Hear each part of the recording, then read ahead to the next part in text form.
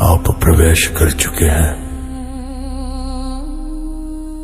Hindi novel master की उस गुप्त दुनिया में, जहां कहानियां सिर्फ लिखी नहीं जाती, जाग उठती है। यहां हर छाया के पीछे एक रहस्य छिपा है, हर कदम पर एक अनसुनी फुसफुसाहट, और हर कहानी आपको उस अंधेरे दरवाजे तक ले जाती है जिसे खोलने की हिम्मत हर किसी में नहीं होती। डिस्क्लेमर: इस संसार के सभी पात्र, घटनाएं और स्थान कल्पना के धुएं से जन्मे हैं। इनका किसी वास्तविक व्यक्ति, संस्था या घटना से कोई संबंध नहीं है। यदि कोई समानता लगे तो याद रखिए, संयोग भी कभी कभी कहानी का हिस्सा बन जाता है। ये सामग्री केवल मनोरंजन और कल्पनाओं की रहस्यमयी यात्रा के लिए है। नमस्कार दोस्तों, आज मैं एक इसका एक्स्ट्रा एपिसोड अपलोड कर रहा हूँ। बस आपका सपोर्ट चाहिए। वीडियो को लाइक करो और कमेंट्स करो। तो चलिए बढ़ते हैं एपिसोड की तरफ।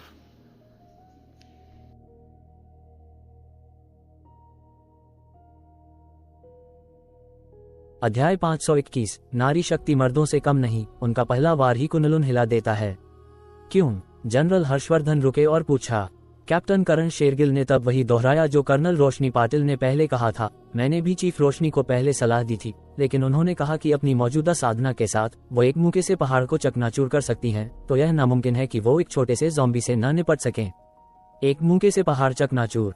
जनरल हर्षवर्धन और बाकी सब एक साथ चिल्ला पड़े, लगभग एक ही समय पर। यहाँ तक कि ब्रिगेडियर चाणक्य खन्ना, जो हमेशा शांत रहते थे, ने भी भावुक होकर कहा, मुझे याद है कि कैप्टन रोशनी ऑल आर्मी ग्रेड कंपटीशन से पहले सिर्फ पहाड़ों को हिला सकती थी, है न? जनरल ध्रुव खन्ना ने सिर हिलाया और जोड़ा, बिल्कुल सही। इसीलिए सेना और मार्शल आर्ट्स की दुनिया में सभी मार्शल आर्टिस्ट उन्हें मर्दों को टक्कर देने वाली वीरांगना, एक वार में कुनलुन हिला देने वाली, कहते हैं। पहाड़ हिलाना आसान है, पहाड़ को चकनाचूर करना मुश्किल। लगता है कि पिछले ऑल आर्मी ग्रेड कंपटीशन से उन्हें गहरा धक्का लगा था, इसीलिए इतने कम समय में उन्होंने इतनी तेज तरक्की की है। जनरल हर्षवर्धन ने अपने शुरुआती आश्चर्य के बाद सिर हिलाते हुए मन ही मन विश्लेषण किया। अगर, जैसा कि कैप्टन रोशनी कहती हैं, वो अपने मुक्कों से पहाड़ों को चकनाचूर कर सकती हैं, तो हमें वास्तव में चिंता करने की जरूरत नहीं है। आखिर किस तरह का ज़ॉम्बी उस मुक्के को झेल सकता है जो पहाड़ को चकनाचूर करने की ताकत रखता हो? एक जनरल ने कहा। जनरल हर्षवर्धन ने भी सिर हिलाया, काफी राहत के साथ कहते हुए, ये रोशनी बिटिया हमेशा की तरह चीजों को संजीदगी से संभालती है, हम बस बेवजह चिंता कर रहे थे। लेकिन उस शख्स की 3-7 वाली चेतावनी। ब्रिगेडियर चाणक्य खन्ना ने माथे पर शिकन लाते हुए कहा। बतौर पॉलिटिकल कमिश्नर वो अपने साथियों के अंधे आत्मविश्वास से सबसे ज्यादा डरते थे, लेकिन क्योंकि कैप्टन करण वहां मौजूद थे, उन्होंने खुलकर बात नहीं की, ये भरोसा करते हुए कि उनके साथी उनकी चिंताओं को समझ जाएंगे। उद्धरण चिन्ह ... उद्धरण चिन्ह। जनरल हर्षवर्धन भी थोड़ा हिचकिचाए, तो उन्होंने एक पल सोचा, फिर कैप्टन करण से दोबारा पूछा, तुमने पहले कहा था कि कैप्टन रोशनी का उस दरिंदे से आमना सामना हुआ था। कोई आमना सामना नहीं हुआ था। वो दरिंदा चीफ रोशनी को आते देख भाग गया, बहुत ही तेज गति से। चीफ रोशनी उस समय उसे पकड़ नहीं पाई, कैप्टन करण ने सच्चाई से जवाब दिया। ये सुनकर जनरल हर्षवर्धन के माथे की लकीरें आखिरकार ढीली पड़ गईं। उस स्थिति में सब ठीक होना चाहिए। वो दरिंदे स्वाभाविक रूप से खतरे को भांप लेते हैं। उसे महसूस हो गया होगा कि कैप्टन रोशनी उसके लिए खतरा बन सकती हैं, इसीलिए वो भाग गया। ये सुनकर ब्रिगेडियर चाणक्य खन्ना, जो चिंतित थे, ने गुप्त रूप से राहत की सांस ली, यह महसूस करते हुए कि जो जनरल हर्षवर्धन ने कहा वो सच था।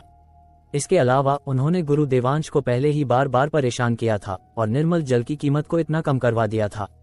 अगर वो उनसे फिर से किसी को बचाने के लिए पहाड़ में जाने को कहते, तो उन्हें ये भी नहीं पता होता कि गुजारिश कैसे करें। तो चूंकि रोशनी पाटिल के पास इसे संभालने की ताकत थी, तो स्वाभाविक रूप से गुरु देवांश को परेशान न करना ही सबसे अच्छा था।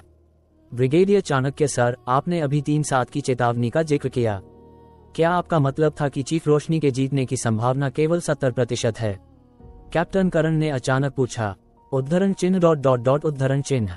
ब्रिगेडियर चाणक्य खन्ना इस सवाल से सन्न रह गए, फिर थोड़ी अजीब स्थिति के साथ बोले, मोटा मोटी तौर पर। उन्होंने असली शब्द 3 हिस्सा पकी 7 हिस्सा कच्ची नहीं कहे, इस डर से कि कैप्टन करण इसे स्वीकार नहीं कर पाएंगे। कॉमरेड देवांश ठाकुर ने ऐसा कहा था, है न? कैप्टन करण ने जारी रखा, मुझे लगता है कि वो बस बिना बात का डर फैला रहे हैं। चीफ रोशनी को नीचा दिखाकर खुद को ऊंचा उठाने की कोशिश कर रहे हैं ताकि आप चीफ्स के सामने अपनी शेखी बघार सकें। चीफ्स, कृपया उनकी घिनौनी चाल से बेवकूफ न बने। ये सुनते ही ब्रिगेडियर चाणक्य खन्ना के माथे पर तुरंत बल पड़ गए। कॉमरेड करण शेरगिल, कृपया कॉमरेड देवांश के बारे में बेबुनियाद अटकलें न लगाएं। इस बात को अपने दिमाग में बैठा लो।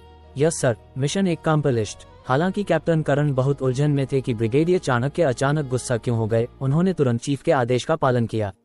भले ही वो समझ नहीं पा रहे थे, लेकिन इसने उन्हें आदेश के अनुसार काम करने से नहीं रोका। इस छोटे से अंतराल के बावजूद किसी भी नेता ने इसे दिल पर नहीं लिया।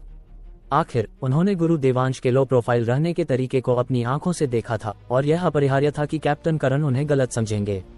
गनीमत थी कि कैप्टन करण पूरी तरह से आज्ञाकारी थे। ब्रिगेडियर चाणक्य के निर्देश के साथ वो निश्चित रूप से गुरु देवांश के लिए मुसीबत खड़ी नहीं करेंगे और न ही उन पर कोई मुसीबत लाएंगे। इस पल जनरल ध्रुव खन्ना अचानक बोले, मेरी राय में अगर तुम्हारे पास कोई और काम नहीं है तो अभी वापस जाने की जल्दी मत करो। चलो रोशनी बिटिया के पहाड़ से सुरक्षित लौटने तक इंतजार करते हैं, फिर हमारे वापस जाने में बहुत देर नहीं होगी। ये सुनकर कैप्टन करण का दिल कांप उठा और वो ये सोचे बिना नहीं रह सके, चीफ रोशनी सचमुच दक्षिण भारत मिलिट्री रीजन की आंखों का तारा हैं। बस एक मिशन के लिए पहाड़ों में गई हैं और इतने सारे दिग्गज उनकी सुरक्षित वापसी के लिए यहाँ इंतजार कर रहे हैं। ऐसा कैसे हो सकता है? जनरल हर्षवर्धन ने तुरंत मना कर दिया, पहाड़ी गाँव के हालात मुश्किल हैं। हम पहले ही बहुत आभारी हैं कि ओल्ड चीफ हमारे साथ आए। हम आपको यहाँ इंतजार कैसे करने दे सकते हैं? बिल्कुल सही ओल्ड चीफ, कैप्टन रोशनी का पता नहीं कि वो कब वापस आएंगी। क्या आप वाकई यहाँ अनिश्चित काल तक इंतजार करने वाले हैं? केंद्र सरकार के पास आपके निर्णय लेने के लिए अभी भी बहुत सारे महत्वपूर्ण मामले हैं। आपको यहाँ कैसे रोका जा सकता है? आपको शांति से दिल्ली लौटना चाहिए, बस ये हम पर छोड़ दें। ब्रिगेडियर चाणक्य खन्ना ने भी जल्दी से हाँ में हाँ मिलाई। क्या मजाक कर रहे हो? एक जनरल को यहाँ एक 2 स्टार कैप्टन का इंतजार करने के लिए साथ रखना भले ही उनका दिल करता हो, लेकिन उनमें इतनी हिम्मत नहीं थी। अगर ओल्ड चीफ को कुछ हो गया तो यहाँ डॉक्टरों और दवाओं की कमी के चलते वो अपनी वर्दी उतारकर भी उस पाप का प्रायश्चित नहीं कर पाएंगे। और तो और पहाड़ों में अभी भी एक ज़ॉम्बी छिपा हुआ था। अगर किसी संयोग से वो दरिंदा पहाड़ से नीचे भागा और ओल्ड चीफ को चौंका दिया तो वो केंद्र सरकार को क्या रिपोर्ट देंगे? तो अन्य 6 जनरलों ने भी बात की, उनसे आग्रह किया। लगभग ऐसी हालत थी कि वो घुटने टेक कर जनरल ध्रुव खन्ना से भीख मांगना चाहते थे, लेकिन चाहे उन्होंने कुछ भी कहा, जनरल ध्रुव खन्ना ने मना कर दिया। यहाँ तक कि पलटवार करते हुए कहा, मेरे सिपाही गहरे पहाड़ों में मौत के खतरे का सामना कर रहे हैं, फिर भी तुम चाहते हो कि मैं दिल्ली लौट जाऊं और आराम की जिंदगी का मजा लूं? क्या तुम्हें लगता है कि मैं शांति से रह पाऊंगा? तुम मेरे बारे में नहीं सोच रहे, तुम मुझे एक अन्यायपूर्ण स्थिति में डालने की कोशिश कर रहे हो। जनरल ध्रुव खन्ना के शब्द बेहद कठोर थे। जनरल हर्षवर्धन और अन्य लोग कितने भी चिंतित क्यों न हो, वे तुरंत शांत हो गए और उन्हें आगे मनाने की कोशिश नहीं की। हालांकि उनके कसकर सिकुड़े हुए माथे ने सभी को बता दिया कि उनकी चिंताएं जरा भी कम नहीं हुई थीं। ठीक है, मैं जानता हूं कि तुम लोग भी मेरी सुरक्षा के लिए चिंतित हो और मैं तुम्हारे लिए मुश्किलें खड़ी नहीं करूंगा। चलो बस आज एक रात इंतजार करते हैं, मैं कल सुबह होते ही निकल जाऊंगा, कैसा रहेगा? जनरल ध्रुव खन्ना ने जनरल हर्षवर्धन और अन्य लोगों को बाहर निकलने का एक रास्ता दिया। ये सुनकर जनरल हर्षवर्धन और अन्य लोगों ने तुरंत राहत की सांस ली। ये केवल एक रात की बात थी, कुछ भी गलत नहीं होना चाहिए। सबसे बुरी स्थिति में वे बस कैप्टन करण और उनके आदमियों से सुरक्षा कड़ी करवा देंगे। ओल्ड चीफ, आपको अपनी जुबान पर कायम रहना होगा, ठीक है? आप कल सुबह होते ही दिल्ली लौट जाएंगे। जनरल हर्षवर्धन ने हार मान ली। ठीक है, तुम लोग औरतों जैसा व्यवहार कर रहे हो, बिल्कुल उन सिपाहियों की तरह नहीं जिन्हें मैंने प्रशिक्षित किया था। तुम रोशनी बिटिया जितने भी निर्णायक नहीं हो। जनरल ध्रुव खन्ना ने नाक सिकुड़ी, फिर कैंप का निरीक्षण करने बाहर चले गए। हालांकि जनरल हर्षवर्धन को डांट पड़ी थी, लेकिन वो अभी भी बहुत अच्छे मूड में थे। गुरु देवांश अब उनसे कोई बैर नहीं रखते थे और गरुड़ चीफ इंस्ट्रक्टर की भूमिका लेने पर पुनर्विचार करने को तैयार थे। हीलिंग होली वाटर यानी निर्मल जल पर सहयोग भी तय हो गया था और सबसे बड़ी बात, उन्हें एक अविश्वसनीय रूप से कम कीमत मिली थी जिसका जनरल हर्षवर्धन ने सपने में भी नहीं सोचा था। वो रोशनी पाटिल की सुरक्षा को लेकर चिंतित थे, लेकिन ये जानने के बाद कि रोशनी पाटिल ने एक और ब्रेक थ्रू हासिल कर लिया है, उनके मन का बोझ हल्का हो गया था। इन 3 खुशियों के एक साथ होने से जनरल हर्षवर्धन अच्छे मूड में कैसे नहीं होते। ये सोचकर जनरल हर्षवर्धन ने कैप्टन करण से कहा, मैंने सुना है कि देवांश इस बार बहुत सारी शराब वापस लाया है। जाओ एक पेटी ले आओ, हम बूढ़े लोग आज रात कैंप में नया साल मनाएंगे। यह कैप्टन करण थोड़े परेशान दिखे। परसों अंकल देवांश ने हमें शराब की एक गाड़ी भेजी थी, लेकिन हमने उसे वापस भेज दिया। क्या अब मांगना अनुचित नहीं होगा? अबे गधे, तूने इतनी अच्छी चीज वापस क्यों भेज दी?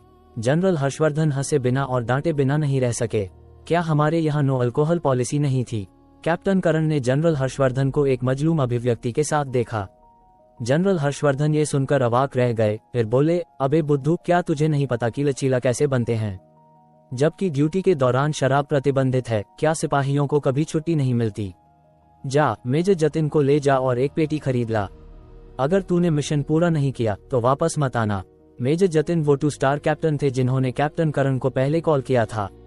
उनका असली नाम जतिन था और वो जनरल हर्षवर्धन के निजी गार्ड थे।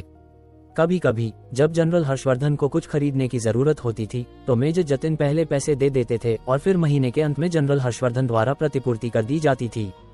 ईशा देशमुख, रिया कपूर और अन्य महिलाएं ठाकुर परिवार के आंगन से निकलने के बाद अपने अपने मुख्य ठिकानों पर वापस जाने की जल्दी में नहीं थीं। इसके बजाय उन सभी ने शहर में ठहरने के लिए एक होटल ढूंढ लिया। हालात थोड़े खराब थे, लेकिन उन सभी को लगभग यह महसूस हुआ कि चूंकि वे इतनी दूर आई हैं, अगर वे देवांश ठाकुर के साथ कुछ बात नहीं बना पाईं, तो ऐसा लगेगा जैसे वे बिल्कुल आई ही नहीं थीं। तो उन्होंने अस्थायी रूप से होटलों में चेक इन किया, अपने कमरे लिए और फिर योजना बनाई कि देवांश को बिस्तर तक कैसे लाया जाए। हालांकि विक्रमजीत सिंह का ये विचार नहीं था। उसने बस देखा कि उससे ज्यादा शक्तिशाली परिवारों में से कोई भी नहीं गया था, इसलिए उसने भी जाने की हिम्मत नहीं की। इस प्रकार वो भी रुक गया और यहाँ तक कि उसने विशेष रूप से उन पर नजर रखने के लिए लोगों को भेजा। ये देखना चाहता था कि ये परिवार वास्तव में क्या कर रहे हैं। उसे बस यह नहीं पता था कि जब उसे पता चलेगा कि ये बला की खूबसूरत और अप्सरा जैसी शक्तिशाली महिलाएं अपनी लौकी में कामोत्तेजक दवाएं बेच रही थीं, तो क्या वो देवांश के लिए ईर्ष्या से मर जाएगा और साथ ही इस बात पर पछताएगा कि उसने यहाँ रुकने की जहमत क्यों उठाए। जैसे ही इन बड़े परिवारों ने शहर के होटलों को लगभग भर दिया, यवतमाल से 2 ऑफ-रोड गाड़ियां धीरे धीरे मुख्य सड़क से नागपुर गांव की ओर जाने वाले छोटे रास्ते पर आ गईं। और इन 2 कारों में सवार लोग, पहली कार के ड्राइवर को छोड़कर सभी को देवांश ठाकुर का पुराना परिचित कहा जा सकता था। अध्याय 522। ए नौजवानों, क्या तुम भी देवांश को नए साल की बधाई देने आए हो? पहली कार का ड्राइवर यवतमाल का एक रईस-ए-जादा था जिसका नाम विक्की पाटिल था, जिसके पिता यवतमाल की पॉलिटिकल और लीगल अफेयर्स कमीशन के डिप्टी सेक्रेटरी थे। को-पायलट सीट खाली थी और समीरा, तान्या देशमुख और उनके सकल की एक और लड़की पीछे बैठी थीं। दूसरी कार में रणवीर गिल, कबीर सेठी, आर्यन मल्होत्रा और नताशा बैठे थे, जबकि यश ड्राइवर था। वे नागपुर गांव इसलिए आए थे क्योंकि रणवीर गिल के दादाजी ने कल नए साल की बधाई देने आए अधीनस्थों से मिलते समय अनजाने में किसी को ये कहते हुए सुन लिया था कि गरुड़ कमांडो फोर्स की कैप्टन रोशनी पाटिल नागपुर गांव नामक जगह पर तैनात थीं। पहले उन्होंने सोचा कि यह बस वो अधीनस्थ है जो ज्यादा पीने के बाद बकवास कर रहा है, लेकिन सावधानीपूर्वक पूछताछ करने पर उन्हें एहसास हुआ कि यह वास्तव में सच था और वो अधीनस्थ अकेला नहीं था जो इसके बारे में जानता था। रणवीर गिल के दादाजी तुरंत हैरान रह गए क्योंकि गरुड़ कमांडो फोर्स का कैप्टन हमेशा गुप्त मिशनों को अंजाम देता था और उनका पता शायद ही कभी पता चलता था। ऐसा क्यों था कि इस बार यह आम जानकारी लग रही थी? हालांकि उन्हें समझ नहीं आया कि क्या हो रहा था। अपनी तेज सूझबूझ के साथ उन्होंने तुरंत रणवीर गिल को खबर दी और उससे कहा कि वो तोहफे ले और जल्दी से रोशनी पाटिल को नए साल की बधाई देने के लिए नागपुर गाँव के लिए सबसे पहली ट्रेन पकड़े। रणवीर गिल स्वाभाविक रूप से जानता था कि उसके दादाजी का नए साल की बधाई देने से क्या मतलब था। अगर वो गरुड़ कमांडो फोर्स की इस महान कैप्टन से दोस्ती कर सकता तो गरुड़ कमांडो फोर्स में उसका प्रवेश मूल रूप से पक्की बात होगी। इसलिए उसने रातों रात यवतमाल के लिए ट्रेन का टिकट खरीदा, यवतमाल से ट्रांसफर करने की योजना बनाते हुए। उसका इरादा चुपचाप जाने का था, लेकिन उसे कबीर सेठी का फोन आया जिसने कहा कि वो कल उससे मिलने की योजना बना रहा है, जो वास्तव में उसे नए साल की बधाई देने के लिए था। घमंड के मारे उसने तुरंत कबीर सेठी को इसके बारे में बताया और पूछा कि क्या वो साथ में नागपुर गांव चलने में दिलचस्पी रखता है। उसने कबीर सेठी को साथ आमंत्रित किया, सबसे पहले उनके सामने दिखावा करने के लिए, देखो मैं गरुड़ कमांडो फोर्स की कैप्टन को भी जानता हूँ, क्या हम प्रभावशाली नहीं हैं? दूसरा, ये बहुत संभव था कि वो अब से तेजी से तरक्की करेगा, इसलिए उसे अपनी महान यात्रा की शुरुआत को देखने के लिए दर्शकों की जरूरत थी। कबीर सेठी को नागपुर गांव जाने में कोई दिलचस्पी नहीं थी, लेकिन उसे रणवीर गिल के गरुड़ कमांडो फोर्स का सदस्य बनने में बहुत दिलचस्पी थी। इसलिए उसने लगभग बिना किसी हिचकिचाहट के सहमति दे दी और यहाँ तक कि सक्रिय रूप से रणवीर गिल से पूछा कि क्या वो आर्यन मल्होत्रा और अन्य को ला सकता है। रणवीर गिल स्वाभाविक रूप से मना नहीं करता। आखिर जितने ज्यादा परिचित उसके चमकते पल के गवाह बनेंगे उतना ही अच्छा होगा। इस तरह उसके बारे में किंवदंतियां बाद में उनके शकल में फैलेंगी। जब आर्यन मल्होत्रा और अन्य को कबीर सेठी का फोन आया तो वे विशेष रूप से इच्छुक नहीं थे। वास्तव में आर्यन मल्होत्रा शुरू में उसका फोन भी नहीं उठाना चाहता था, क्योंकि देवांश ठाकुर से निपटने की उनकी कई कोशिशें विफल हो चुकी थीं और वे बार बार देवांश द्वारा अपमानित किए गए थे। इसलिए उसे चिंता थी कि कबीर सेठी उसे फिर से देवांश के बारे में फोन कर रहा है और उसने जवाब देने का इरादा नहीं किया। लेकिन कबीर सेठी ने आर्यन मल्होत्रा द्वारा आखिरकार जवाब देने से पहले लगातार 4 बार फोन किया। आर्यन ने अभी अभी सोकर उठने का नाटक किया। जब उसे पता चला कि यह गरुड़ कमांडो फोर्स की कैप्टन से मिलने के लिए है तो वो तुरंत चुप हो गया और कहा कि वो यवतमाल में किसी को जानता है जो गाड़ी की व्यवस्था करने में मदद कर सकता है। तो लोगों का ये समूह आज सुबह सुबह रेलवे स्टेशन की ओर भागा। फिर यवतमाल में आर्यन मल्होत्रा के परिचित से मिला और नागपुर गांव की ओर ड्राइव किया। और आर्यन मल्होत्रा का ये परिचित विक्की पाटिल था। मूल रूप से आर्यन मल्होत्रा ने उससे केवल 2 कारों की व्यवस्था करने में मदद करने के लिए कहा था, लेकिन उनके समूह के लाइनअप के बारे में जानने के बाद उसने तुरंत उनका गाइड बनने की पेशकश की। वो कुछ नहीं कर सकता था। उसके पिता कई सालों से पॉलिटिकल और लीगल अफेयर्स कमीशन के डिप्टी सेक्रेटरी के पद पर थे और अगर उन्हें जल्दी कोई बाहरी मदद नहीं मिली तो उनका तबादला किसी शक्तिहीन पद पर कर दिया जाएगा और फिर वो बस रिटायरमेंट तक घिसते रहेंगे। लेकिन अगर वो रणवीर गिल से जुड़ सकता तो स्थिति अलग हो सकती थी। भले ही उसके दादाजी केवल मुंबई छावनी बोर्ड के कमांडर थे, लेकिन आज के दौर में किसके पास कुछ परिचित नहीं होते। क्या होगा अगर उसके दादाजी यवतमाल के संगठन मंत्री को जानते हों? क्या उसके पिता को पूर्ण सेक्रेटरी के पद पर पदोन्नत करने के लिए उसके दादाजी का बस एक शब्द काफी नहीं होगा? सरकारी पद पाने के लिए प्रयास की आवश्यकता होती है। यदि आप प्रयास नहीं करते हैं तो सरकारी पद कहां से आएगा? इसके अलावा यवतमाल से नागपुर गांव कितनी दूर है? ये केवल 3 या 4 घंटे की ड्राइव है। यदि आप उतनी छोटी यात्रा करने के लिए भी तैयार नहीं हैं, तो क्या आप पूर्ण सेक्रेटरी की टोपी के आसमान से गिरने का इंतजार कर रहे हैं? ये ठीक इसी वजह से था कि इनमें से प्रत्येक व्यक्ति अपनी छोटी छोटी योजनाएं पाल रहा था कि ये 2 कारें अस्तित्व में आईं। इस पल दूसरी कार में, रणवीर भाई, ये जगह कितनी पिछड़ी है। क्या गरुड़ कमांडो फोर्स की कैप्टन सचमुच इस भगवान के त्यागे हुए स्थान पर तैनात होगी? कबीर सेठी यह सवाल तब से पूछना चाहता था जब से उसने करजत में प्रवेश किया था, लेकिन वो रुका रहा। जब तक कार इस छोटी सड़क पर नहीं आए और यह और ज्यादा वीरान नहीं हो गई, तब तक वो आखिरकार पूछने से नहीं रह सका। दादाजी ने विशेष रूप से इसकी पुष्टि की है, इसलिए खबर सही होनी चाहिए। रणवीर गिल को पायलट सीट पर बैठे हुए बिना सिर घुमाए जवाब दिया। भले ही उसने ऐसा कहा, लेकिन वो वास्तव में खुद से बड़बड़ा रहा था। रोशनी पाटिल किस तरह की इंसान थी? न केवल इस बार उसका पता उजागर हुआ था, बल्कि उसे ऐसी पिछड़ी जगह पर भी तैनात किया गया था। ये चाहे कैसे भी देखो अत्यधिक असंभव लग रहा था, लेकिन रोशनी पाटिल की ताकत असाधारण है। इतनी कम उम्र में वो पहले से ही एक 2 स्टार 3 स्ट्राइप ऑफिसर है और उसके पास एक वार में कुनलुन हिलाने का खिताब भी है। हर सैन्य प्रतियोगिता में उसका व्यक्तिगत प्रदर्शन हमेशा शीर्ष 3 में होता है। आला कमान ऐसी सैन्य प्रतिभा को यहाँ कैसे रख सकता है? कबीर सेठी ने पूछा, बहुत हैरान होते हुए। कुछ लोगों में रणवीर गिल के अलावा केवल कबीर सेठी गरुड़ कमांडो फोर्स के बारे में थोड़ा और जानता था, इसलिए केवल उसके पास रणवीर गिल के साथ चर्चा करने के लिए विषय थे। आर्यन मल्होत्रा और यश उदाहरण के लिए केवल खाली नजरों से घूर सकते थे। भले ही आर्यन मल्होत्रा ने पिछली बार सागर दर्शन टावर में उनकी सभा के बाद गरुड़ कमांडो फोर्स के बारे में जानकारी रटी थी, लेकिन उसका स्तर अपर्याप्त था और वो केवल ऑनलाइन कुछ असत्यापित जानकारी ही पा सकता था। वो निश्चित रूप से इसे लाने और खुद का मजाक उड़ाने की हिम्मत नहीं करता था। अब ये सुनकर कि रोशनी पाटिल एक वार में कुनलुन को हिला सकती है, वो तुरंत सन रह गया और अवाक हो गया। आला कमान की व्यवस्थाओं का अनुमान कौन लगा सकता है? रणवीर गिल ने सिर हिलाया और कड़वाहट से मुस्कुराया। कबीर सेठी की चिंताएं क्या वो उसकी अपनी भी नहीं थीं? उसे अब सबसे ज्यादा डर इस बात का था कि वो पूरे उत्साह के साथ यहाँ पहुंचे केवल यह पाने के लिए कि वो खाली हाथ आया है। वो वास्तव में नहीं जानता था कि तब उसका मूड कैसा होगा। आखिरकार पिछली बार सोलापुर में उसने देवांश और कशिश खन्ना के सामने पूरी तरह से अपनी इज्जत खो दी थी और जो भी फायदे उसने प्राप्त किए थे वे सब चले गए थे। उस भारी असमानता ने उसे ट्रेनिंग कैंप में झोंक दिया, यहाँ तक कि वो नए साल के लिए घर भी नहीं लौटा। अगर उसके दादाजी का फोन नहीं आया होता, ये कहते हुए कि उन्होंने रोशनी पाटिल का पता लगा लिया है, तो उसने कबीर सेठी और अन्य लोगों से संपर्क करने की योजना भी नहीं बनाई होती, किसी को मुंह दिखाने लायक नहीं बचा था। तो इस बार वो न केवल वो इज्जत वापस पाना चाहता था जो उसने तब खो दी थी, बल्कि रोशनी पाटिल पर एक अच्छी छाप भी छोड़ना चाहता था ताकि वो आसानी से गरुड़ कमांडो फोर्स में प्रवेश कर सके। तब तक भले ही देवांश के पास अभी भी वो नखरेबाज रिया कपूर उसे बचाने के लिए हो, वो जरा भी नहीं डरेगा। सबसे महत्वपूर्ण बात, एक बार जब उसके पास गरुड़ कमांडो फोर्स के सदस्य की पहचान हो जाएगी, तो क्या यशवर्धन खन्ना अभी भी कशिश खन्ना के लिए उसकी शादी के प्रस्ताव को अस्वीकार करेगा? वो शायद अपनी बेटी को उसके बिस्तर पर भेजने के लिए उत्सुक होगा। लेकिन ये ठीक ऐसी ही उम्मीद के साथ था कि रणवीर गिल का दिल अब वास्तव में बेहद घबराया हुआ था, ये डरते हुए कि वो खाली हाथ रह जाएगा।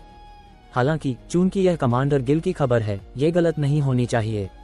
एक भाई के रूप में मैं रणवीर भाई को यहाँ पहले से बधाई देता हूँ।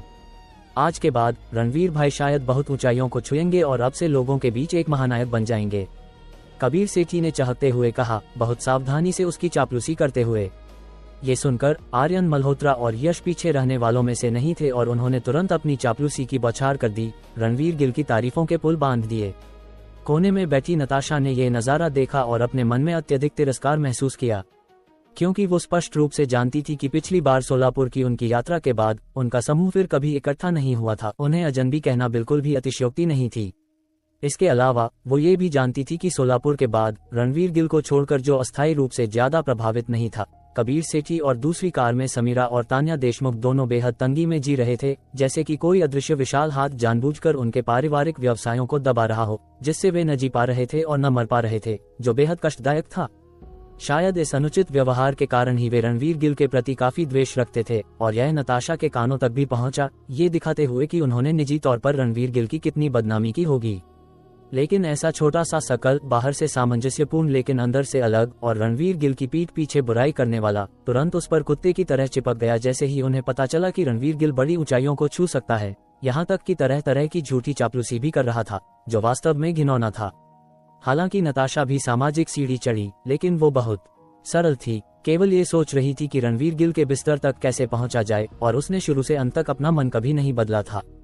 इसके अलावा उसे लगा कि इस बार उसकी सफलता की संभावना बहुत अधिक थी। इस दूरदराज और पिछड़े स्थान पर आकर आखिरकार ये जितना दूरदराज था उतना ही इन महत्वपूर्ण हस्तियों को श्रेष्ठता का एहसास दिलाता था, और इस प्रकार उनके लिए खुद को लिप्त करना उतना ही आसान था।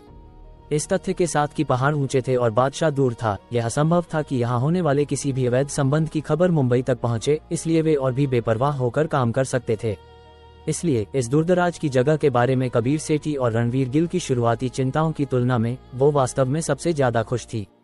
जल्द ही दोनों कारें गांव में दाखिल हो गईं। नागपुर पुल को पार करने के ठीक बाद विक्की पाटिल ने कार की खिड़की खोली, मिलिट्री कैंप का स्थान पूछने की तैयारी करते हुए। इससे पहले कि वो बोल पाता, उसने पुल के मुहाने पर बैठक कर रहे ग्रामीणों को हंसते हुए और पूछते हुए सुना, ए नौजवान, क्या तुम भी देवांश को नए साल की बधाई देने आए हो? ये सुनकर पीछे की सीट पर बैठी समीरा, तान्या देशमुख और तीनों महिलाओं की आंखें लगभग बाहर निकल आईं। अध्याय 523। वो दो खटारा टोयोटा जो अभी गुजरी, क्या उनकी औकात है देवांश को बधाई देने की? देवांश ठाकुर, फिर से देवांश, आखिर ये देवांश हर जगह क्यों है? क्या मैंने सही सुना? तीनों महिलाओं ने हैरानी से एक दूसरे को देखा, फिर एक दूसरे की आंखों में भयानक खौफ देखा। इतनी बड़ी इत्तेफाक नहीं हो सकती, यह जरूर कोई हम नाम होगा, समीरा ने फुसफुसाते हुए कहा, और तुरंत बाकी दोनों महिलाओं ने सहमति में सिर हिलाया। न केवल मुंबई यहाँ से बहुत दूर था, बल्कि कबीर सेठी और उसके ग्रुप ने पहले विशेष रूप से देवांश के बारे में जांच पड़ताल की थी, इसलिए वे जानते थे कि देवांश ने पिछले कई सालों से लगातार मुंबई में ही नया साल मनाया था। इस समय उसका इस सुनसान जगह पर दिखाई देना नामुमकिन था। इसी आधार पर उन सब ने मान लिया कि यह बस एक हम नाम है। विक्की पाटिल के सिर के पीछे आंखें नहीं थी, इसलिए उसे उन तीनों महिलाओं के खौफ का अंदाजा नहीं था। हालांकि उसे हैरानी हुई कि गांव वाले ने ऐसा सवाल क्यों पूछा, फिर भी उसने सिर हिलाया और मुस्कुराया, नहीं, मैं पूछना चाहता था, गांव में मिलिट्री कैंप कहाँ है? ओह, तो तुम ठाकुर परिवार वाले लड़के को बधाई देने नहीं आए? गांव वाले के चेहरे पर थोड़ी निराशा दिखाई दी। फिर उसने गांव के आखिरी छोर की ओर इशारा करते हुए कहा, मिलिट्री कैंप गांव के आखिर में है, आगे से बाएं मुड़ना और बस मुख्य सड़क पर चलते रहना, तुम्हें दिख जाएगा। ठीक है, शुक्रिया काका। विक्की पाटिल ने बात खत्म की, कार की खिड़की चढ़ाई और आगे बढ़ गया। समीरा और बाकी लड़कियां अब तक अपने सदमे से थोड़ा उबर चुकी थीं, इसलिए विक्की पाटिल को रियरव्यू मिरर में कुछ भी असामान्य नजर नहीं आया। जहां तक रणवीर गिल और बाकी लोगों का सवाल था, उन्होंने अपनी खिड़कियां खोली ही नहीं थी, इसलिए उन्हें पता ही नहीं था कि आगे क्या बातचीत हुई। और इन 2 कारों के जाने के बाद मूल रूप से शांत चौपाल बैठक में तुरंत बकबक शुरू हो गई। ये बात कुछ हजम नहीं हुई। ऐसा कैसे हो सकता है कि वे देवांश को बधाई देने नहीं आए? जिस गांव वाले ने अभी जवाब दिया था, उसने बोलते हुए अपनी जेब से 10 रुपये निकाले और बड़ी अनिच्छा से एक बूढ़े आदमी के हाथ पर दे मारे। हालांकि यह केवल 10 रुपये थे, लेकिन उसके लिए ये 2 बीड़ी के बंडल थे। उसे चुभन कैसे न होती? बिल्कुल, ऐसा नहीं होना चाहिए। हमारे गांव में इतनी सारी कारें आए हुए कितने साल हो गए। जो लोग गाड़ी चला रहे हैं, उन्हें देवांश को बधाई देने ही आना चाहिए था, तो ये 2 कारें क्यों नहीं थीं? विट्ठल काका ने असल में सही अनुमान लगाया। ये तो हद है, मैं इसे नहीं मानता। उद्धरण चिन्ह ... उद्धरण चिन्ह। विट्ठल काका ने 10 रुपये लिए, फिर अपना हाथ अपने दूसरे दोस्तों की ओर बढ़ाया, एक खुशमिजाज मुस्कान के साथ कहते हुए, चलो समझदारी दिखाओ, शर्त तो शर्त होती है। नया साल है, कोई बेईमानी नहीं। बैठक के लिए आए अधेड़ और बुजुर्गों ने निराशा में अपनी छाती पिटी, साथ ही पैसे निकालकर मुस्कुराते हुए विट्ठल काका के हाथों में थमा दिए। अरे विट्ठल काका, बताओ तो सही, तुमने सही अनुमान कैसे लगाया? जवाब देने वाले गांव वाले ने पूछा, जो स्पष्ट रूप से कायल नहीं था। अनुमान का क्या मतलब? मैं एक नजर में बता सकता था कि वे देवांश को बधाई देने नहीं आए थे, समझे? विट्ठल काका ने बेहद गर्व से कहा। ठीक है, मान लिया तुमने, देख लिया, लेकिन बताओ तो तुमने कैसे देखा? जवाब देने वाले गांव वाले ने जल्दी से अपना सवाल बदल दिया।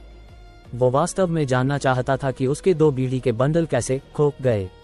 सिर्फ वही नहीं, बाकी सब भी विट्ठल काका को उत्सुकता से देख रहे थे, उनके जवाब के लिए अपने कान खड़े कर रहे थे। विट्ठल काका ये देखकर बहुत संतुष्टि से बोले, क्या यह आसान नहीं है? देवांश को बधाई देने आने वालों में से कौन लग्जरी कार नहीं चलाता? वो 2 खटारा टोयोटा जो अभी गुजरी, क्या उनकी औकात भी है देवांश को बधाई देने की? ये सुनकर सभी को अचानक एहसास हुआ और कुछ अधेड़ और बुजुर्ग एक देसी गाली बके बिना नहीं रह सके। अरे तेरी की साला, मैंने ये क्यों नहीं सोचा? 2 बीड़ी के बंडल, विट्ठल काका तुम बहुत चालू हो। हालांकि उन्होंने उन्हें जबानी कोसा, लेकिन विट्ठल काका के फैसले का तरीका जानकर वे बहुत खुश थे। जबकि 2 बीड़ी के बंडल थोड़ा दर्दनाक थे, क्या नए साल का मतलब खुश रहना नहीं था? इसके अलावा देवांश ने उन्हें जो नए साल का सामान दिया था, उससे सैकड़ों या हजारों बीड़ी के बंडल खरीदे जा सकते थे, इसलिए भले ही वे शर्त हार गए, वे फिर भी खुश थे। तो अगर कोई बाद में खटारा कार चलाता हुआ आता है और देवांश का घर पूछता है, तो हम क्या कहें? क्या हम उसे रास्ता बताएं? हंसी मजाक के बीच किसी ने अचानक पूछा, रास्ता मेरी जूती बताए। विट्ठल काका गुस्से में बोले, हमारे भतीजे देवांश का अब क्या रुतबा है? क्या वो ऐसा कोई है जिससे कोई भी मिल सकता है? ये काफी है कि मैंने उसे लंगूर के हाथ में अंगूर चाहने वाला नहीं कहा। वो अभी भी चाहता है कि मैं उसे रास्ता बताऊं। मैं उसे सीधे स्वर्ग का रास्ता दिखा दूं। हा, ये बात तो सही है। जैसे ही विट्ठल काका बोले, उन्होंने 2 उंगलियां बढ़ाईं, मजाक उड़ाने का इशारा करते हुए, जिससे हर कोई ठहाके मारकर हंस पड़ा। लेकिन क्या होगा अगर वो देवांश का कोई परिचित हो? आखिरकार विधायक यादव के बेटे और उनके ग्रुप ने भले ही मर्सिडीज बेंज चलाई हो, लेकिन वे सब बहुत रईस लोग नहीं लग रहे थे और उनका लहजा स्थानीय था, शायद काउंटी टाउन से। किसी और ने पूछा, क्या तुम बेवकूफ हो? अगर वे देवांश के परिचित हैं, तो क्या उन्हें अभी भी हमारे रास्ता बताने की जरूरत है? जैसा कि तुमने कहा, विधायक यादव के बेटे और उनके ग्रुप ने अपना रास्ता खुद ढूंढ लिया, उन्हें रास्ता पूछने की कहाँ जरूरत पड़ी? विट्ठल काका ने चिढ़कर कहा, ये सच है, लेकिन मुझे अभी भी अपने 2 बीड़ी के बंडल का दुख है। हा, साला, मुझे भी। विक्की पाटिल ने बूढ़े आदमी के निर्देशों का पालन किया, बाएं मुड़ा और सड़क पर गाड़ी चलाई। फिर एक घुमावदार रास्ते पर उसने एक मर्सिडीज बेंज देखी। हालांकि नंबर प्लेट कुछ जानी पहचानी लग रही थी, लेकिन मिलिट्री कैंप ढूंढना इस समय ज्यादा जरूरी था, इसलिए उसने आगे जांच नहीं की। समीरा और अन्य हालांकि खुद को तसल्ली दे रहे थे कि यह बस एक हम नाम है, फिर भी बेचैन थे, लगातार खिड़की से बाहर देख रहे थे, जैसे कि कोई सुराग ढूंढने की कोशिश कर रहे हों। जैसे ही वे मर्सिडीज बेंज के पास से गुजरे, उन्होंने विशेष रूप से कुछ बार देखा, लेकिन दुर्भाग्य से घुमावदार रास्ता आगे अंदर की ओर मुड़ गया, इसलिए वे आंगन में नहीं देख सके। वरना अगर कोई रुकावट न होती और उनकी नजर काफी अच्छी होती, तो उन्होंने निश्चित रूप से खुद देवांश को देखा होता, जो इस समय आंगन में था, मूंगफली तोड़ रहा था और तुषार यादव, मोटे और अन्य लोगों के साथ गपशप और मजाक कर रहा था। ये ठीक इसी वजह से था कि उन्होंने रास्ते में देवांश को बिल्कुल नहीं देखा कि तीनों महिलाओं ने राहत महसूस की और मामले को दोबारा न उठाने का फैसला किया। ऐसा न हो कि रणवीर गिल को लगे कि वे जानबूझकर उसे परेशान करने की कोशिश कर रही हैं। आखिरकार रणवीर गिल के अब से बड़ी ऊंचाइयों को छूने की बहुत संभावना थी और वो निश्चित रूप से अब उसे कमजोर करने की कोशिश नहीं कर सकती थी, वरना उसे नहीं पता था कि बाद में वो उससे कैसे निपटेगा। ये सोचकर उन्हें नताशा से फिर थोड़ी ईर्ष्या होने लगी, जो काफी बोल्ड, सक्रिय और बेबाक थी। उन्होंने भी नताशा की तरह सक्रिय होने के बारे में सोचा था, रणवीर गिल से चिपकने के लिए। लेकिन वे अपनी औकात जानती थीं। वे जानती थीं कि रणवीर गिल के दिल में केवल कशिश खन्ना थी और उसे उनमें कभी दिलचस्पी नहीं होगी। इसके अलावा उनके एक्स बॉयफ्रेंड्स के मौजूद होने के कारण अगर वे सक्रिय रूप से चिपकती तो ठीक था, अगर काम बन जाता। लेकिन अगर रणवीर गिल ने उन्हें लात मार दी तो वे सचमुच अपनी सारी इज्जत खो देंगी। लेकिन नताशा से ईर्ष्या करते हुए उन्हें उस पर थोड़ी दया भी आई। भले ही वो इतनी सक्रिय थी, भले ही यहाँ एक सीट खाली थी, फिर भी उसे उनके साथ एक ही कार में ठुसना पड़ा। लेकिन अंत में ये सब बेकार ही जाएगा। शायद रणवीर गिल कुछ समय के लिए उसके साथ खिलवाड़ करेगा और फिर गरुड़ कमांडो फोर्स का सदस्य बनने के बाद वो उसे बेरहमी से लात मार देगा। जैसे जैसे उन्होंने सोचा, देवांश नाम सुनने का उनका खौफ धीरे धीरे कम होता गया। इस पल कार के सामने से मिलिट्री कैंप की दिशा पहले ही देखी जा सकती थी और सड़क के किनारे 2 अफसर सिपाहियों का नेतृत्व कर रहे थे, जिनमें से प्रत्येक शराब की एक पेटी ले जा रहा था कैंप की ओर। अरे नहीं, क्या मिलिट्री कैंप का खाना अब इतना अच्छा है? वे शराब भी पी रहे हैं। विक्की पाटिल ये देखकर हैरान हुए बिना नहीं रह सका। समीरा और अन्य स्थिति को नहीं जानते थे और उन्होंने जल्दबाजी में टिप्पणी करने की हिम्मत नहीं की। लेकिन कार की खिड़की के माध्यम से उन्होंने देखा कि रणवीर गिल पहले ही उतर चुका था और पकड़ रहा था। इसलिए उन्होंने विक्की पाटिल से जल्दी से कार रोकने के लिए कहा और फिर वे भी उसके पीछे भागे।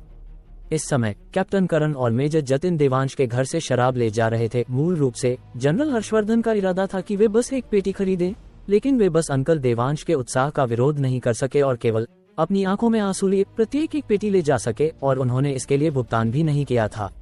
वे चर्चा कर रहे थे कि उन्हें बाद में कमांडर हर्ष को कैसे समझाना चाहिए जब उन्होंने किसी को पीछे से उन्हें पुकारते हुए सुना। 2 चीफ्स, मैं मुंबई छावनी बोर्ड से सेकंड लेफ्टिनेंट रणवीर गिल हूँ। मुझे कैप्टन रोशनी पाटिल से कुछ चर्चा करनी है। मुझे उम्मीद है कि 2 चीफ्स मेरा संदेश पहुंचा सकते हैं, रणवीर गिल ने बहुत विनम्रता से कहा। अगर वो कैप्टन रोशनी को ढूंढ रहा है तो मैं पहले अंदर जाता हूँ, मेजर जतिन ने कहा। फिर सिपाहियों को लिया और उनसे पहले कैंप में प्रवेश किया।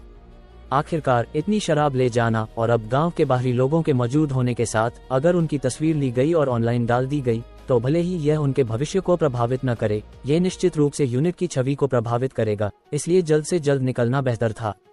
कैप्टन करण ने सिर हिलाया, फिर ऊपर चले गए और रणवीर गिल से पूछा, कृपया अपनी पहचान दिखाएं। ओह, रणवीर गिल तुरंत हक्का बक्का रह गया। उसने अभी कॉलेज से ग्रेजुएशन नहीं किया था और उसे अपना सेकंड लेफ्टिनेंट का सर्टिफिकेट नहीं मिला था। केवल उसकी यूनिट जानती थी कि जैसे ही वो कॉलेज से ग्रेजुएट होगा वो निश्चित रूप से एक सेकंड लेफ्टिनेंट होगा, लेकिन बाहरी यूनिट्स को यह नहीं पता होगा। क्या आईडी कार्ड चलेगा? रणवीर गिल ने कहा, थोड़ी डर दिखाते हुए। ये आखिरकार कैप्टन रोशनी पाटिल की यूनिट थी, इसलिए कैंप के सदस्य शायद एलीट में से एलीट थे। खास तौर पर चूंकि उसने अभी कैंप के पीछे 3 सशस्त्र हेलीकॉप्टर खड़े देखे थे, यह विन्यास काफी प्रभावशाली था, इसलिए उसे सभी के साथ व्यवहार करने में बेहद सावधान रहना पड़ा। कैप्टन करण बोले नहीं, लेकिन उसकी ओर हाथ बढ़ाया, उसे अपना आईडी कार्ड निकालने का संकेत देते हुए। आईडी कार्ड चेक करने के बाद कैप्टन करण ने पूछा, तुम अभी सिपाही नहीं हो? तुम क्यों कहते हो कि तुम सेकंड लेफ्टिनेंट हो? बात ऐसी है, मैंने अभी कॉलेज से ग्रेजुएशन नहीं किया है। एक बार जब मैं ग्रेजुएट हो जाऊंगा तो मैं सेकंड लेफ्टिनेंट बन जाऊंगा, रणवीर गिल ने जल्दी से समझाया। मिलिट्री एकेडमी कैडेट, कैप्टन करण ने मन ही मन बुदबुदाया। फिर रणवीर गिल से कहा, चीफ रोशनी कैंप में नहीं है, कृपया वापस जाएं। क्या? ये सुनकर रणवीर गिल पर जैसे बिजली गिर गई और उसका पूरा शरीर तुरंत ऐसा महसूस हुआ जैसे किसी ने उसे बर्फ के तहखाने में धकेल दिया हो। अध्याय 524। हम जनरल गिल का शुक्रिया अदा करते हैं। रणवीर गिल को जिस बात का सबसे ज्यादा डर था वही हुआ, इतना कि वो अपने जज्बातों पर काबू नहीं रख पाया और उसके मुंह से हैरानी भरी चीख निकल गई। ये कैसे मुमकिन है? मेरे दादाजी ने साफ तौर पर बहुत पक्की खबर दी थी। कैप्टन रोशनी नागपुर गांव में ही तैनात हैं, रणवीर गिल ने कहा। उसका चेहरा अविश्वास से भरा हुआ था। वो कबीर सेठी और बाकी लोगों को यहाँ इसलिए लाया था ताकि वे उसका जलवा देख सकें, न कि उसका तमाशा बनता हुआ देखें। अब तुम कह रहे हो कि कैप्टन रोशनी यहाँ नहीं है, तो फिर मेरी इज्जत का क्या? मैं अब आगे क्या सफाई दूं?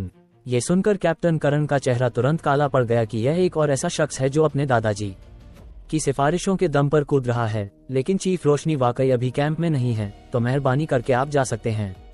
इतना कहकर कैप्टन करण मुड़े और कैंप के गेट की तरफ चल दिए। ये देखकर रणवीर गिल ने जल्दी से आगे बढ़कर कैप्टन करण का रास्ता रोका और बेचैनी से पूछा, क्या आप बता सकते हैं कि कैप्टन रोशनी कहाँ गई हैं? मुझे सच में उनसे बहुत जरूरी काम है। चीफ रोशनी अभी एक मिशन पर हैं और उनके ठिकाने का खुलासा नहीं किया जा सकता। अगर आपके पास कोई जरूरी बात है तो आप पहले मुझे बता सकते हैं और जब वो वापस आएंगी तो मैं उन तक पहुंचा दूंगा, कैप्टन करण ने रूखेपन से कहा। उनके शब्द पूरी तरह से सरकारी थे। यह रणवीर गिल अचानक धर्म संकट में फंस गया। क्या वो उसे बताए कि वो कैप्टन रोशनी से अपनी जान पहचान बनाने और सिफारिश लगवाने आया था? रणवीर गिल को हिचकिचाते देख कैप्टन करण ने ठंडी आह भरी, उसे दरकिनार किया और आगे बढ़ना जारी रखा। हालांकि रणवीर गिल ने कुछ नहीं कहा, लेकिन कैप्टन करण उसके चाल ढाल को देखकर ही समझ गए थे कि उसके दिमाग में क्या चल रहा है। और उन्हें सबसे ज्यादा नफरत रणवीर गिल जैसे लोगों से थी जो पारिवारिक संपर्कों के सहारे चीफ रोशनी की खुशामद करना चाहते थे। उनमें खुद कोई काबिलियत नहीं थी, फिर भी सोचते थे कि दादाजी के दम पर वो आसानी से तजुर्बा हासिल करने के लिए गरुड़ कमांडो फोर्स में घुस सकते हैं। चीफ, तो क्या आप बता सकते हैं कि कैप्टन रोशनी कब वापस आएंगी? रणवीर गिल ने दौड़कर पकड़ने की कोशिश की और पूछा। इस बार कैप्टन करण ने अपने कदम तक नहीं रोके और बस जवाब दिया, मुझे नहीं पता। हो सकता है वो आज रात वापस आ जाएं, या हो सकता है 10-15 दिन बाद। बोलने के बाद कैप्टन करण सीधे कैंप के गेट में चले गए। जैसे ही उन्होंने प्रवेश किया, उन्होंने विशेष रूप से पहरे पर तैनात सिपाहियों को निर्देश दिया कि वे सतर्कता बढ़ाएं और अनधिकृत कर्मियों को कैंप के पास आने से रोकें। हालांकि ये शब्द गार्ड्स के लिए थे, लेकिन वास्तव में इनका मतलब रणवीर गिल के लिए था। कैप्टन करण का जवाब सुनकर रणवीर गिल का चेहरा उतर गया, जिसमें नाकामी और गुस्सा दोनों भरा था। हालांकि कैप्टन करण इतनी कम उम्र में पहले से ही एक फील्ड ऑफिसर थे और रणवीर गिल जानता था कि वो ऐसे व्यक्ति से पंगा लेने का जोखिम नहीं उठा सकता। इसलिए चाहे उसने कितनी भी नाकामी और अपमान महसूस किया हो, वो केवल ये सब घूंट पी कर रह गया। उसने सोचा कि कैप्टन करण का जवाब बस टालने वाला था, लेकिन वो नहीं जानता था कि कैप्टन करण दरअसल सच बोल रहे थे। रणवीर भाई, अब हम क्या करें? कबीर सेठी ऊपर आया और जल्दी से पूछा। ये सुनकर रणवीर गिल ने एक पल के लिए सोचा, फिर मन बना लिया और कहा, कैप्टन रोशनी की ताकत के साथ चाहे वो कैसा भी मिशन हो, उन्हें इसे कम समय में पूरा कर लेना चाहिए, इसलिए उन्हें बहुत जल्द वापस आना चाहिए। मैं कैप्टन रोशनी को मिस करने से बचने के लिए पास के ही किसी किसान के घर में रुकूंगा। अगर तुम्हारे पास और काम है तो तुम लोग पहले निकल सकते हो। यहाँ सब संभालने के बाद मैं तुम्हें ढूंढ लूंगा। रणवीर भाई, ऐसा कहना तो औपचारिकता होगी। हम कितने भी व्यस्त क्यों न हो, आपके साथ कैप्टन रोशनी से मिलने से ज्यादा जरूरी कुछ नहीं है। कबीर सेठी ने अपना चश्मा ऊपर करते हुए कहा, चापलूसी का एक और नमूना पेश करते हुए जिसमें उसका हुनर साफ निखर रहा था। आर्यन मल्होत्रा और अन्य लोगों ने सहमति में सिर हिलाया। उन्हें इतना समझदार देखकर रणवीर गिल स्वाभाविक रूप से बेहद खुश था। इसके अलावा इंतजार के दौरान किसी को पहरा देने में मदद करनी होगी और किसी को कैंप के गेट पर जाकर कभी कभी पूछना होगा कि क्या कैप्टन रोशनी वापस आ गई हैं। ये छोटे मोटे काम वो एक प्रतिष्ठित होने वाला लेफ्टिनेंट खुद तो नहीं कर सकता था, है न? ये कितनी बेइज्जती की बात होगी। तो समूह ने गांव के अंत के पास कुछ फार्म हाउस ढूंढे और 2-3 की टोली में बस गए, वो भी अविश्वसनीय रूप से सस्ती कीमत पर, यहाँ तक कि उनके लिए भी। रणवीर गिल ने महेश पाटिल का घर चुना जो सबसे नजदीक था और नताशा ने बेशर्मी से वहां अपना डेरा डाल लिया, ये हवाला देते हुए कि एक लड़की के रूप में वो रणवीर गिल की रोजमर्रा की जरूरतों का ख्याल रख सकती है। लेकिन कबीर सेठी और अन्य स्वाभाविक रूप से जानते थे कि वो क्या कर रही थी, उन्होंने बस उसका पर्दाफाश नहीं किया। आखिर एक दूरदराज के पहाड़ी गांव में रात में फोन पर गेम खेलने के अलावा केवल औरतों के साथ खेलने का ही विकल्प था। जब तक रणवीर गिल समीरा और तान्या देशमुख के साथ नहीं खेलता, आर्यन मल्होत्रा और यश को कोई आपत्ति नहीं थी। भले ही रणवीर गिल मकान मालिक महेश पाटिल की पत्नी के साथ खेले, वे केवल मामला रफा दफा करने के लिए पैसे देने में मदद करेंगे और उसे कभी नहीं रोकेंगे। तो नताशा के खुद को सक्रिय रूप से पेश करने पर किसी ने भी आपत्ति नहीं की, यहाँ तक कि खुद रणवीर गिल ने भी नहीं। आखिरकार इस दूरदराज के पहाड़ी गांव में न कोई एसी था और न ही हीटर, और रात में इतनी ठंड थी। ऐसे कठोर वातावरण में अपने बिस्तर को गर्म करने के लिए एक महिला का होना कोई बुरी बात नहीं थी। और मुख्य बात यह थी कि वो लंबे समय से सेना में दिन रात ट्रेनिंग कर रहा था, इसलिए उसने काफी समय से वो नहीं किया था और उसके अंदर आग जमा हो रही थी। जब उसने पहले महेश पाटिल की पत्नी को देखा तो उसका दिल उत्तेजना से धड़क उठा और वो बस सोच ही रहा था कि अपनी भड़ास कहाँ निकाले जब नताशा ने खुद को पेश कर दिया। तो उसने स्वाभाविक रूप से खुशी के साथ स्वीकार कर लिया। इसके अलावा आसमान ऊंचा था और बादशाह दूर। यशवर्धन खन्ना को संभवतः पता नहीं चल सकता था कि उसने नागपुर गांव में क्या किया, इसलिए ये कशिश खन्ना के साथ उसकी भविष्य की शादी को प्रभावित नहीं करेगा। इस प्रकार वो अपनी इच्छाओं को पूरा कर सकता था और उसे कैंप के गेट पर रोशनी पाटिल के ठिकाने के बारे में पूछताछ करने का निर्देश दे सकता था और फिर बाद में उसे आसानी से छोड़ सकता था। इतनी अच्छी चीज के साथ मजा क्यों न लिया जाए। समूह के बसने के बाद कुछ न करने के कारण उन्होंने गांव में घूमने का फैसला किया, इसे आराम करने के लिए एक दर्शनीय यात्रा मानकर। मुझे विश्वास नहीं होता कि देश इतना विकसित है फिर भी ऐसी पिछड़ी जगह मौजूद है। हर घर में एस बड़ी ई तक नहीं है। मुझे आश्चर्य है कि वे गर्मी और सर्दी में कैसे जिंदा रहते हैं। समीरा शिकायत किए बिना नहीं रह सकी। बिल्कुल, जिस परिवार के साथ मैं अभी रुकी थी वो अभी भी लकड़ी के चूल्हे पर खाना बनाती है। क्या उन्हें नहीं पता कि अब इंडक्शन कुकर और नेचुरल गैस आ गए हैं। तान्या देशमुख ने भी हाँ में हाँ मिलाए। हालांकि दोनों लड़कियां एक ही कार में थीं, लेकिन वे साथ नहीं रुकीं। कारण सरल था, तान्या देशमुख को रात में यश के साथ सोना था और समीरा स्वाभाविक रूप से पीछे नहीं जा सकती थी। ये केवल अस्थायी है। एक बार जब रणवीर भाई कैप्टन रोशनी से मिल लेंगे तो हम मुंबई वापस जा सकते हैं। तब रणवीर भाई ऊंची उड़ान भरेंगे और हम भी उनके साथ कुछ फायदा उठा सकते हैं, कबीर सेठी ने मुस्कुराते हुए कहा। उसकी चापलूसी विस्मयकारी दर से सुधर रही थी। चिंता मत करो, एक बार जब मैं गरुड़ कमांडो फोर्स के लिए चुन लिया जाऊंगा तो तुम्हारे परिवारों के सामने आने वाली सभी मुश्किलें हल हो जाएंगी, रणवीर गिल ने बड़े आत्मविश्वास के साथ कहा। ये सुनकर सभी की आंखें चमक उठी और एक गहरी कहावत उनके दिमाग में आई, कुछ पाने के लिए कुछ खोना पड़ता है।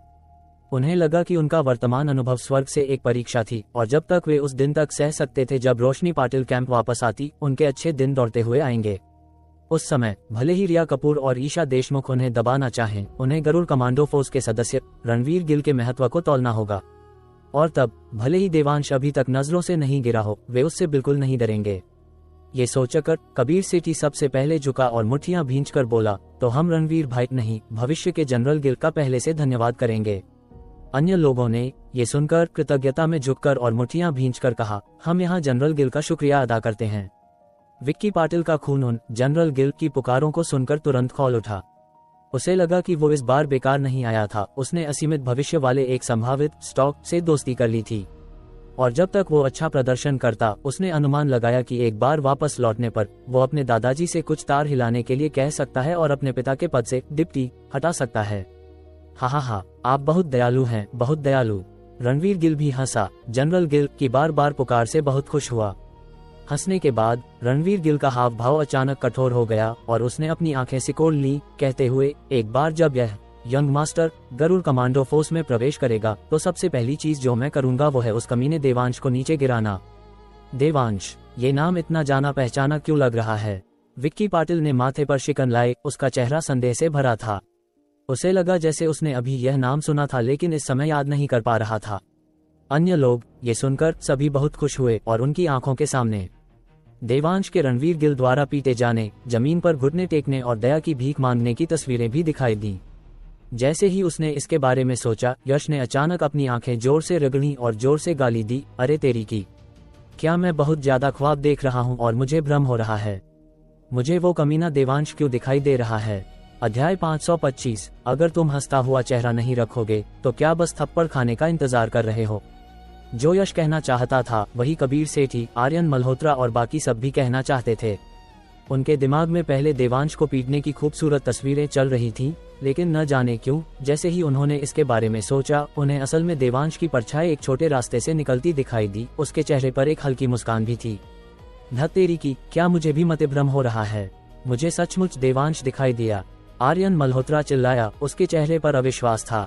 मतिभ्रम कैसा? वो देवांश ही है। रणवीर गिल ने दांत पीसते हुए कहा। उसका चेहरा बेहद बदसूरत हो गया था। ये हर जगह क्यों आ जाता है? उन बलदेव व्यायामशाला वाले लोगों की तरह जो देवांश का नाम सुनते ही पीले पड़ जाते थे, अब उसे भी देवांश से एक मनोवैज्ञानिक डर बैठ गया था। आखिरकार हाल के दिनों में जब भी वो मौजूद था, उसके साथ कुछ न कुछ बुरा होना तय था। नताशा का चेहरा बैंगनी से काला पड़ गया और पहले सोलापुर के दृश्य उसके दिमाग में फिर से उभर आए, जिससे वो पछतावा जो काफी हद तक शांत हो गया था, एक बार फिर उमड़ पड़ा। और वो तीन महिलाएं, समीरा और तान्या देशमुख, उस आकृति को देखकर शुरू में अपनी आंखों पर बिल्कुल विश्वास नहीं कर पाईं। जब तक उन्होंने रणवीर गिल के पक्के शब्दों को नहीं सुना, तब तक वे धीमी आवाज में चिल्लाने से नहीं रह सकी, तो ये सिर्फ एक हम नाम नहीं है। उनकी चीख पुकार ने स्वाभाविक रूप से देवांश का ध्यान खींचा। हालांकि देवांश को बहुत उत्सुकता थी कि वे यहाँ क्यों थे, उसने इस मामले को बिल्कुल भी दिल पर नहीं लिया, इसलिए एक त्वरित नजर के बाद उसने बस उनकी उपस्थिति को नजरअंदाज कर दिया और वापस मुड़ गया, किसी अनजान व्यक्ति के साथ गपशप और मजाक करते हुए। ये छोटा रास्ता मुख्य सड़क से अलग होता था और चून की मुख्य सड़क के बगल में एक ऊंची दीवारों वाला आंगन था। ये देखना असंभव था कि क्या कोई रास्ते पर था इससे पहले कि वे बाहर आते। ये ठीक इसी वजह से था कि उन्होंने इतना चलने के बाद ही देवांश की उपस्थिति का पता लगाया। देवांश को उनके साथ हवा जैसा व्यवहार करते देख हर कोई गुस्से से जलने लगा और यश ने दहाड़ लगाई, देवांश तुम यहाँ क्यों हो? जैसे ही उसकी आवाज गूंजी, लोगों का एक समूह छोटे रास्ते से बाहर निकला। मोटे और पतले, पुरुष और महिलाएं थे और हर किसी के चेहरे पर एक खुशी भरी मुस्कान थी। जब रणवीर गिल और अन्य लोगों ने इस समूह को देखा तो उन्होंने तुरंत प्रतिक्रिया नहीं दी, लेकिन जब उन्होंने भीड़ के बीच एक ठंडी, कुलीन महिला को खड़े देखा तो उन सभी की आंखें आश्चर्य से फैल गईं। भले ही उन सभी ने रिया कपूर, ईशा देशमुख और कशिश खन्ना जैसी बेमिसाल सुंदरियों को देखा था, फिर भी यह उन्हें विस्मय के भाव दिखाने से नहीं रोक सका। आखिरकार यह एक दूरदराज, गरीब पिछड़ा इलाका था जहां सभी हिसाब से केवल देहाती गंवार होने चाहिए थे। ऐसी हाई क्लास, शानदार सुंदरी अचानक कैसे प्रकट हो सकती थी? यह मजबूत दृश्य प्रभाव उनके आश्चर्य का मुख्य कारण था। ऐसा नहीं था कि उस शानदार सुंदरी का रूप रिया कपूर या दूसरों से बेहतर था। और जब उन लोगों ने यश की दहाड़ सुनी तो उन सभी ने सिर घुमाया, उनका जायजा लिया और फिर उनमें से एक लकी तनेजा ने देवांश से पूछा, तुम्हारे दोस्त? क्या तुम हमारा परिचय नहीं कराओगे? देवांश मुस्कुराया और सिर हिलाया, दोस्त नहीं है और परिचय की कोई जरूरत नहीं है। आखिर मुझे अभी भी उनके नाम तक याद नहीं है। ये सुनकर लकी तनेजा और अन्य लोग तुरंत समझ गए देवांश एक बहुत ही लो प्रोफाइल व्यक्ति था। अगर वे केवल साधारण लोग होते तो वो ज्यादा से ज्यादा कहता कि वो उन्हें नहीं जानता, वो दोस्त नहीं है पर जोर नहीं देता, और न ही वो नाम तक याद नहीं है पर जोर देता। तो रणवीर गिल और अन्य की ओर उनकी नजर तुरंत चंचल हो गई।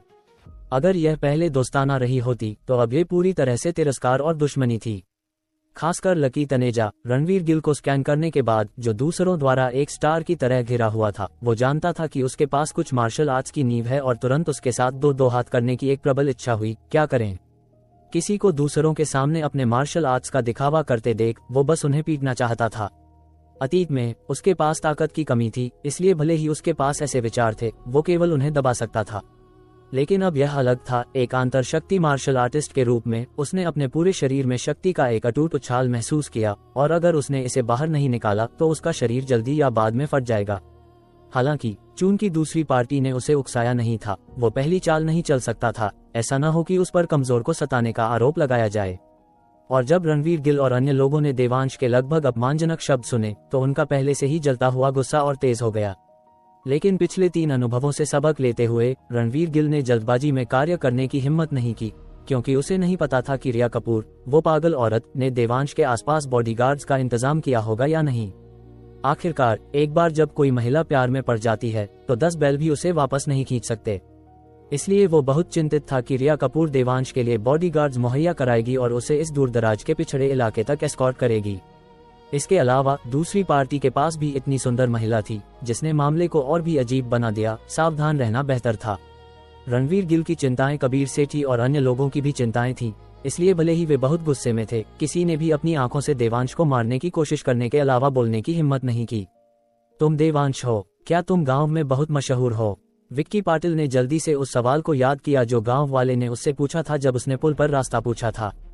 उसने पहले ही सुना था कि देवांश और रणवीर गिल के बीच अनबन थी, इसलिए रणवीर गिल पर अच्छी छाप छोड़ने के लिए उसने पहल करने और रणवीर गिल को इज्जत वापस पाने में मदद करने का फैसला किया। इस तरह उसके पिता के पद में डिप्टी को हटाना आसान हो जाएगा। हालांकि उसके पूछने के बाद उसने पाया कि देवांश ने उसकी ओर देखा तक नहीं, जैसे कि उसने बिल्कुल नहीं सुना कि उसने क्या कहा। लेकिन इतनी नजदीकी दूरी पर जब तक कि वो बहरा न हो, वो निश्चित रूप से सुनेगा। स्पष्ट रूप से देवांश ने बस उसके शब्दों को नजरअंदाज कर दिया और अनसुना करने का विकल्प चुना। ओए देवांश नाम वाले, क्या तू बहरा है? मैं तुझसे एक सवाल पूछ रहा हूँ, क्या तूने सुना नहीं? विक्की पाटिल गुस्से से लाल हो गया। मैं यवतमाल के पॉलिटिकल और लीगल अफेयर्स कमेटी के डिप्टी सेक्रेटरी का बेटा, एक छोटे अधिकारी का बेटा हूँ। रणवीर गिल के सामने कुत्ते की तरह व्यवहार करना एक बात है, लेकिन रणवीर गिल के दादाजी को किसने कहा था कि वो मुंबई छावनी बोर्ड के कमांडर बने, जिनके पास उच्च शक्ति और अधिकार है? लेकिन तू एक गरीब दूरदराज के इलाके का पंख मेरे सवाल को नजरअंदाज करने की हिम्मत करता है। तू साला अपने आप को समझता क्या है? क्या तुझे विश्वास है कि एक फोन कॉल के साथ मैं तुझे ये स्प्रिंग फेस्टिवल की छुट्टी पुलिस स्टेशन में बिताने पर मजबूर कर सकता हूँ?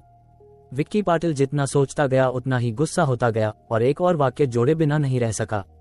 तुमने क्या कहा? लकी तनेजा ने कहा, अपनी मुठियां भींचते हुए और विक्की पाटिल की ओर बढ़ते हुए। ओह हो, तेरा रुख देखकर लग रहा है क्या तू मुझसे लड़ने की तैयारी कर रहा है? विक्की पाटिल ने यह देखकर मजाक उड़ाया, फिर एक घमंडी मुस्कान और अहंकारी अभिव्यक्ति के साथ कहा, ए लकी तनेजा, क्या तू जानता है कि मेरा बाप कौन है? क्या वो यवतमाल के पॉलिटिकल और लीगल अफेयर्स कमेटी के डिप्टी सेक्रेटरी विश्वास पाटिल नहीं है? क्या विक्की पाटिल, क्या तुम मेरे दोस्त को लॉकअप में डालने वाले हो? लकी तनेजा के पीछे से एक आवाज आई। तभी सबको एहसास हुआ कि वास्तव में इस लकी तनेजा के पीछे कोई छिपा हुआ था। और जब वो शख्स लकी तनेजा के पीछे से निकला तो विक्की पाटिल को तुरंत मरने जैसा महसूस हुआ, इतना कि जब उसने लकी तनेजा को दोबारा देखा तो उसकी पुतलियां एक अविश्वसनीय रूप से द्वेषपूर्ण अभिव्यक्ति से भर गईं। तू इतना मोटा क्यों है बे? मैंने तुषार यादव को देखा तक नहीं। तुषार भाई, मुझे माफ कर दो, मुझे माफ कर दो, मुझे नहीं पता था कि यह आपका दोस्त है, ये सब एक गलतफहमी है, एक गलतफहमी। विक्की पाटिल ने तुरंत एक चापलूसी वाली मुस्कान के साथ कहा। उसके पास चापलूसी करने के अलावा कोई विकल्प नहीं था, क्योंकि उस शख्स के पिता अब करजत के शीर्ष नेता थे और उन्हें आज सुबह ही पदोन्नत किया गया था। ये स्थिति अपने आप में राष्ट्रव्यापी पहली थी। अगर वो चापलूसी नहीं करता तो क्या वो थप्पड़ खाने का इंतजार करता? और तो और जो खबर सामने आई थी उसके अनुसार उसके पिता को सुबह सुबह पदोन्नत किए जाने का कारण पूरी तरह से ये था कि उसने खुद छत्रपति संभाजी नगर के सालियान परिवार से दोस्ती कर ली थी। वो छत्रपति संभाजी नगर का सालियान परिवार था। इस कनेक्शन के साथ कौन सा काउंटी स्तर का नेता करजत के व्यापक रूप से प्रसिद्ध तुषार यादव को नाराज करने की हिम्मत करेगा? जब तक कि वे अपना सरकारी पद नहीं छोड़ना चाहते। भले ही रणवीर गिल दोस्ती करने लायक था, लेकिन तुषार यादव की तुलना में वो वैसा ही था जिसे एक गुबरेला धक्का देता है गोबर का एक गोला। जब रणवीर गिल और अन्य लोगों ने विक्की पाटिल के रवैये को अचानक 180 डिग्री यू टर्न लेते देखा तो उनके चेहरों पर न केवल कोई आश्चर्य दिखाई दिया, बल्कि एक ये तो होना ही था वाला भाव भी था। देखा, मैंने कहा था ना, जब तुम देवांश उस कुत्ते से मिलते हो तो तुम बिल्कुल भी जल्दबाजी नहीं कर सकते। 3 अनुभवों ने रणवीर गिल को बताया कि देवांश उस कुत्ते के पास निश्चित रूप से उसके आसपास छिपे हुए पत्ते थे। चाहे तुम उन्हें देख सको या नहीं, वे निश्चित रूप से वहां थे। क्या विक्की पाटिल को अभी अभी इसका पता नहीं चला? अच्छा हुआ कि मैंने अभी कोई चाल चलने की जल्दबाजी नहीं की। तुम्हारे लहजे से अगर देवांश मेरा दोस्त नहीं होता तो तुम उसे लॉकअप में डाल देते, है ना? तुषार यादव ने ठंडे स्वर में कहा। उसका लहजा बेहद नाखुश था। अध्याय 526, दरिंदे, आखिरकार तू मिल ही गया। छोटे सरकार तुषार, मुझसे गलती हो गई। मैं ही अपनी औकात भूल गया था। इसका मेरे पिताजी से कोई लेना देना नहीं है। विक्की पाटिल का माथा ठंडे पसीने से तरबतर हो चुका था। वह तो बस रणवीर गिल और बाकी लोगों पर अपना रौब जमाना चाहता था, लेकिन अपनी शान बघारने से पहले ही वह एक ऐसी दीवार से टकरा गया जो रणवीर की हैसियत से भी कहीं ज्यादा मजबूत थी। अब वह करे तो क्या करे? जब सिफारिश लगानी हो तो आंखें खुली रखनी चाहिए। हरेरा गहरा नत्थु खैरा चिपकने के लायक नहीं होता, तुषार यादव ने लापरवाही से कहा। उसके शब्दों में रणवीर गिल और उसके साथियों के लिए हिकारत साफ झलक रही थी। उसने सोचा था कि जानबूझकर रणवीर और उसके ग्रुप की तरफ आग भड़काकर वह उन्हें कुछ करने पर मजबूर कर देगा, लेकिन उसे उम्मीद नहीं थी कि वे बस गुस्से भरी आंखों से तमाशा देखते रहेंगे और हिलने का नाम तक नहीं लेंगे, जिससे उसे काफी निराशा हुई। ऐसा नहीं था कि रणवीर गिल और उसका ग्रुप कुछ करना नहीं चाहता था, लेकिन वे तुषार की असली पहचान का तुरंत अंदाजा नहीं लगा पाए थे, इसलिए उन्हें फिलहाल अपना गुस्सा पीकर हालात का जायजा लेना पड़ रहा था। जी छोटे सरकार तुषार बिल्कुल सही कह रहे हैं।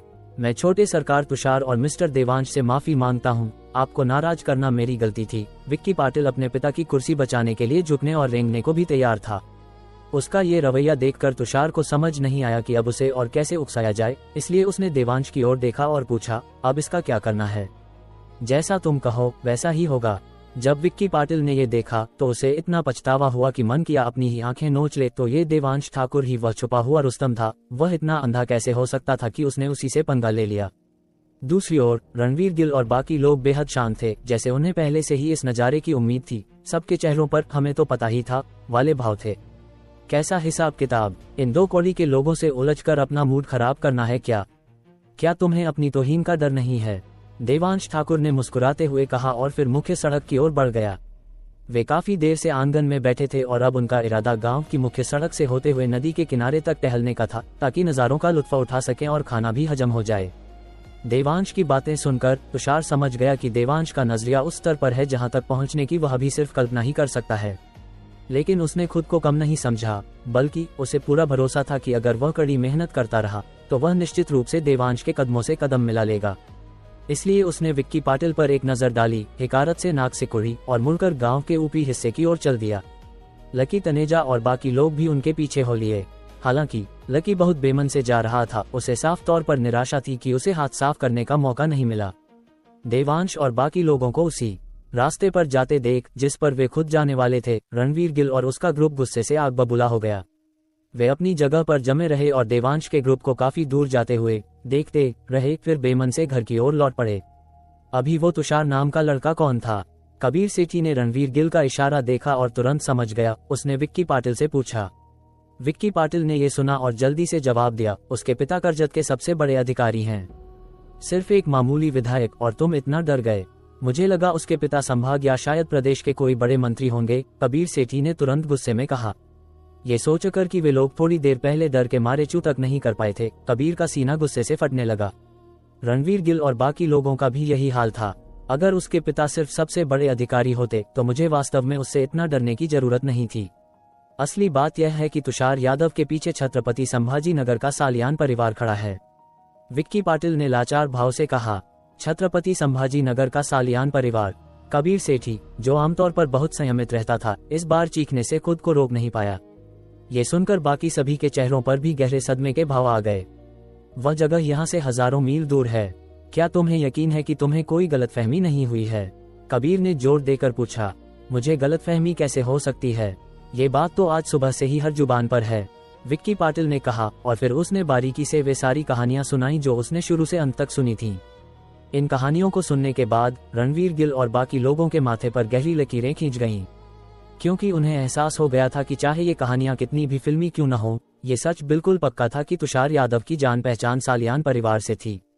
इस देवांश ठाकुर की किस्मत इतनी अच्छी कैसे हो सकती है? कपूर परिवार का साया हटते ही उसे सालियान परिवार की पहुंच वाले एक दोस्त का सहारा मिल गया। क्या वह किस्मत का धनी है या क्या? आर्यन मल्होत्रा खुद को कोसने से नहीं रोक पाया। यश की आंखों से भी जैसे अंगारे बरस रहे थे। अगर ऐसा ही चलता रहा तो क्या हम इस जन्म में अपना बदला कभी नहीं ले पाएंगे? जैसे ही ये शब्द बोले गए, सभी के चेहरों पर गहरी उदासी छा गई, खासकर नताशा, जिसका पछतावा फिर से सिर उठाने लगा था। और अब ये जानकर कि देवांश पहले से भी ज्यादा ताकतवर हो चुका है, उसे और भी ज्यादा अफसोस हो रहा था। रणवीर गिल ने अपनी आंखें सिकुड़ी, उसका चेहरा कठोर हो गया। शेर का बदला 10 साल बाद भी पुराना नहीं होता। बस एक बार मैं गरुड़ कमांडो फोर्स में शामिल हो जाऊं, फिर चाहे वह छोटे सरकार तुषार हो, सालियान परिवार हो या फिर कपूर परिवार, मेरे सामने वे सब के सब मामूली कीड़े मकोड़े होंगे। तब देवांश को मारना मेरे लिए बाएं हाथ का खेल होगा। ये सुनकर जो ग्रुप पहले निराश हो चुका था, उसमें फिर से उम्मीद की लहर दौड़ गई, और नताशा को एक बार फिर पक्का यकीन हो गया कि उसका उस समय का फैसला गलत नहीं था। जज्बातों का ये ज्वार भाटा नताशा को बुरी तरह तड़पा रहा था। उसने पहले ही मन बना लिया था कि आज रात वह अपने सारे दांव पेच लगाकर रणवीर गिल को पूरी तरह से अपना बना लेगी। अल्पविराम। नागपुर गांव के पीछे के पहाड़ के उस पार और भी पहाड़ हैं, एक दूसरे से जुड़े हुए, जिनका आभामंडल इतना विशाल है कि जहां तक नजर जाए इंसान को अपनी हस्ती चींटी बराबर लगने लगती है। कर्नल रोशनी पाटिल अपनी ट्रेनिंग यूनिफॉर्म पहने एक दिन और एक रात से पहाड़ों में थीं। हालांकि उन्हें उस दरिंदे के कुछ सुराग मिले थे, लेकिन हर बार जब उन्होंने निशानों का पीछा किया तो उन्हें सिर्फ जानवरों की हड्डियों के ढेर मिले और उस दरिंदे का कोई नामो निशान नहीं था। रोशनी पाटिल पहाड़ों में जितना गहरा उतरती गईं, उन्हें उतनी ही ज्यादा हड्डियां मिलती गईं। लेकिन इन हड्डियों पर रोशनी ने कुछ बहुत ही अजीब गौर किया। नागपुर गांव के करीब मिले जानवरों के शव हाल ही में मारे जाने के बावजूद पहाड़ों की गहराई में मिले शवों की तुलना में ज्यादा बुरी तरह सड़े गले थे। रोशनी पाटिल काफी देर तक सोचती रही, लेकिन कुछ समझ नहीं पाई, जब तक कि उन्होंने गहरे पहाड़ों में एक जंगली सुअर का सूखा हुआ शव नहीं देखा। और तब उन्हें अचानक सब समझ आ गया। उनकी भौहें अपने आप तन गईं। लगता है ये दरिंदा इन गहरे पहाड़ों में काफी समय से है, और इन जानवरों के शवों से ऐसा लगता है कि अब ये दरिंदा जानवरों का खून पीकर संतुष्ट नहीं है। इसीलिए नागपुर गांव के करीब के जानवरों के शरीरों में इतना खून बचा था और वे इतनी जल्दी सड़ गए। इसके उलट गहरे पहाड़ों के जानवर, जिनका खून पूरी तरह निचोड़ लिया गया था और जो मम्मी बन चुके थे, वे धीरे धीरे सड़ रहे थे। तो क्या ये दरिंदा अब सिर्फ इंसानी खून पीना चाहता है? रोशनी पाटिल की भौहें कस गईं, यहाँ तक कि जनरल हर्षवर्धन भी खुद कैंप में आए हैं, जिससे पता चलता है कि यह मिशन उस दरिंदे को खत्म करने का है। जल्द ही अंधेरा होने वाला है, मुझे उस दरिंदे को जल्द से जल्द ढूंढना होगा और जनरल हर्षवर्धन की उम्मीदों पर पानी नहीं फेरना है। ये सोचते हुए रोशनी पाटिल एक बड़े पेड़ की चोटी पर छलांग लगाकर चढ़ गईं और अपनी ताकत बहाल करने के लिए कुछ सूखी रसद खाने का फैसला किया, ताकि रात के अंधेरे में उस दरिंदे के निशानों को ढूंढकर उसे एक ही बार में खत्म कर सकें। हालांकि अभी वह डूबते सूरज को निहार ही रही थी और मिलिट्री बिस्कुट खा रही थी कि तभी दूर जंगल से एक बहुत ही असामान्य आवाज आई। रोशनी पाटिल ने बस एक नजर डाली और उनके होठों के कोने पर एक आत्मविश्वास से भरी और जानलेवा हद तक खूबसूरत मुस्कान तैर गई। दरिंदे, आखिरकार मैंने तुझे ढूंढ ही लिया। देखूं अब तू कहाँ भागता है। अध्याय 527, ये कैसे हो सकता है। पहले से भी तेज। रोशनी पाटिल धीरे से हंसी और ये देखने के बाद कि दरिंदा उन्हीं की दिशा में आ रहा है, उन्होंने अपने हाथ में मौजूद रसद को अपनी जैकेट की जेब में डाल दिया और नीचे कूद पड़ी। हालांकि जैसे ही वह जमीन पर उतरने वाली थी, वह अचानक मुड़ी और एक जोरदार लात उस बड़े पेड़ पर दे मारी जिस पर वह अभी बैठी थी। एक जोरदार कड़कड़ की आवाज के साथ वह विशाल पेड़, जो अपने साथियों के बीच गर्व से खड़ा था, जड़ से टूट गया और सीधे उस दरिंदे की दिशा में धड़धड़ाता हुआ गिरा। रोशनी पाटिल का समय का अंदाजा बिल्कुल सटीक था। उन्हें भरोसा था कि दरिंदे की रफ्तार को देखते हुए वह गिरते हुए पेड़ की चपेट में आ ही जाएगा। और यह पेड़ इतना मोटा था कि 2 लोग मिलकर भी उसे अपनी बाहों में न भर सकें। भले ही वह दरिंदा एक बेहद सख्त शरीर वाला ज़ोंबी ही क्यों न हो, इस पेड़ की चोट से उसे भारी नुकसान जरूर होगा और फिर उसकी रफ्तार कम होना तय है। रोशनी पाटिल की योजना के अनुसार जैसे ही दरिंदे की रफ्तार थोड़ी भी कम होगी, उन्हें उसे पकड़ने और खत्म करने का पूरा भरोसा मिल जाएगा। लेकिन रोशनी पाटिल की हैरानी का ठिकाना न रहा। जब विशाल पेड़ नीचे गिरा तो वह उस काले साए से टकराया जरूर, लेकिन दरिंदे को जैसे कोई खरोंच तक नहीं आई, बल्कि उसका शरीर सीधे उस सख्त पेड़ के तने को चीरता हुआ निकल गया। फिर भी पेड़ से कुछ पल के लिए रुकने के कारण रोशनी पाटिल को दरिंदे की झलक साफ दिखाई दे गई। वह पूरी तरह काला था। लगता था उसने कपड़े पहन रखे हैं, लेकिन कपड़े उसके शरीर से बहुत पहले ही चिपक कर एक हो चुके थे, जिन पर काले पड़ चुके खून के अनगिनत धब्बे थे। दर्जनों फीट दूर से ही उसकी सड़ी हुई बदबू आ रही थी। पहले उसकी रफ्तार शायद इतनी तेज रही होगी, खुशबू फैलने से भी तेज, इसीलिए महेश पाटिल और लांस नायक संजू को उसके हमला करने से पहले कोई गंध नहीं आई थी। दरिंदे के बाल लंबे थे, लेकिन उसके कपड़ों की तरह वे भी खून से सनकर एक जटा बन चुके थे। दरिंदे के इतनी तेजी से दौड़ने के बावजूद उसके बालों का स्टाइल जरा भी नहीं बिगड़ा था। बालों की इन जटाओं ने दरिंदे का आधा चेहरा ढक रखा था, इसलिए रोशनी पाटिल उसके नैन नक्श ठीक से नहीं देख पाई। बस इतना दिखा कि उसकी एक आंख जो दिखाई दे रही थी वह गहरे लाल रंग की थी, जैसे अंधेरे में कोई चमकदार लाल बत्ती जल रही हो, भयानक और रूह कंपा देने वाली। क्योंकि उसका धड़ पेड़ के तने में फंसा हुआ था, रोशनी पाटिल उसे पूरा नहीं देख पाई, लेकिन वह जमीन पर दरिंदे के पैर देख सकती थी। दरिंदे की पिंडलियां घुटनों से नीचे पूरी तरह नंगी थीं, जिनकी त्वचा गहरे हरे रंग की थी और देखने में ही बेहद सख्त लग रही थी। इसके अलावा उसने कोई जूते नहीं पहने थे और वह नंगे पैर ही इस कटीले गहरे जंगल में चल रहा था। रोशनी पाटिल ने बस एक नजर डाली, फिर भी उन्होंने दरिंदे की ज्यादातर जानकारी इकट्ठा कर ली। इस खुफिया जानकारी के साथ रोशनी पाटिल अब उसकी असल हालत के आधार पर उसे काबू करने की योजना बना सकती थी।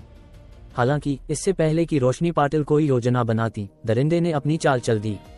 रोशनी ने शुरू में सोचा था कि दरिंदा पेड़ के तने में बने छेद से बाहर कूदेगा, लेकिन उनकी हैरानी के लिए उसने न तो चकमा दिया और न ही बचा। इसके बजाय वह पेड़ के तने के साथ साथ सीधे रोशनी पाटिल की ओर दौड़ा और उसकी रफ्तार पहले से जरा भी कम नहीं हुई थी, जिससे पेड़ का तना टोफू की तरह आसानी से बिखरता चला गया और वह पेड़ की जड़ के पास खड़ी रोशनी पाटिल की तरफ सीधे झपटा। ये देखकर रोशनी पाटिल थोड़ी हैरान जरूर हुई, लेकिन बिल्कुल भी घबराई नहीं। आखिरकार कुछ महागुरु जो बाहरी मार्शल आर्ट्स की साधना करते हैं, वे भी इस स्तर तक पहुंच सकते हैं। कहा जाता था कि कुछ बड़े परिवारों में पहाड़ों में खजाना खोजने की सुविधा के लिए वे बाहरी मार्शल आर्ट्स के महागुरुओं का एक समूह रखते थे। कुछ का इस्तेमाल पालकी उठाने के लिए किया जाता था, जबकि अन्य पहाड़ों में रास्ता बनाने में माहिर थे। अगर रास्ते में कोई बड़ा पेड़ आ जाता तो वे बस उसे गिरा देते और इस तरह जबरदस्ती रास्ता बना लेते। दर्जनों फीट की दूरी उस दरिंदे ने पलक झपकते ही तय कर ली।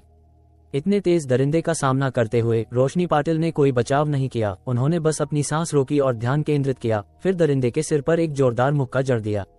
धड़ाम, एक भारी गूंजती हुई आवाज ने पल भर में पूरे गहरे पहाड़ को हिला दिया। उस जबरदस्त शॉकवेव से आसपास के पत्ते और शाखाएं सरसरा उठी। 10 मील के दायरे में पक्षी और जानवर डर के मारे इधर उधर भागने लगे।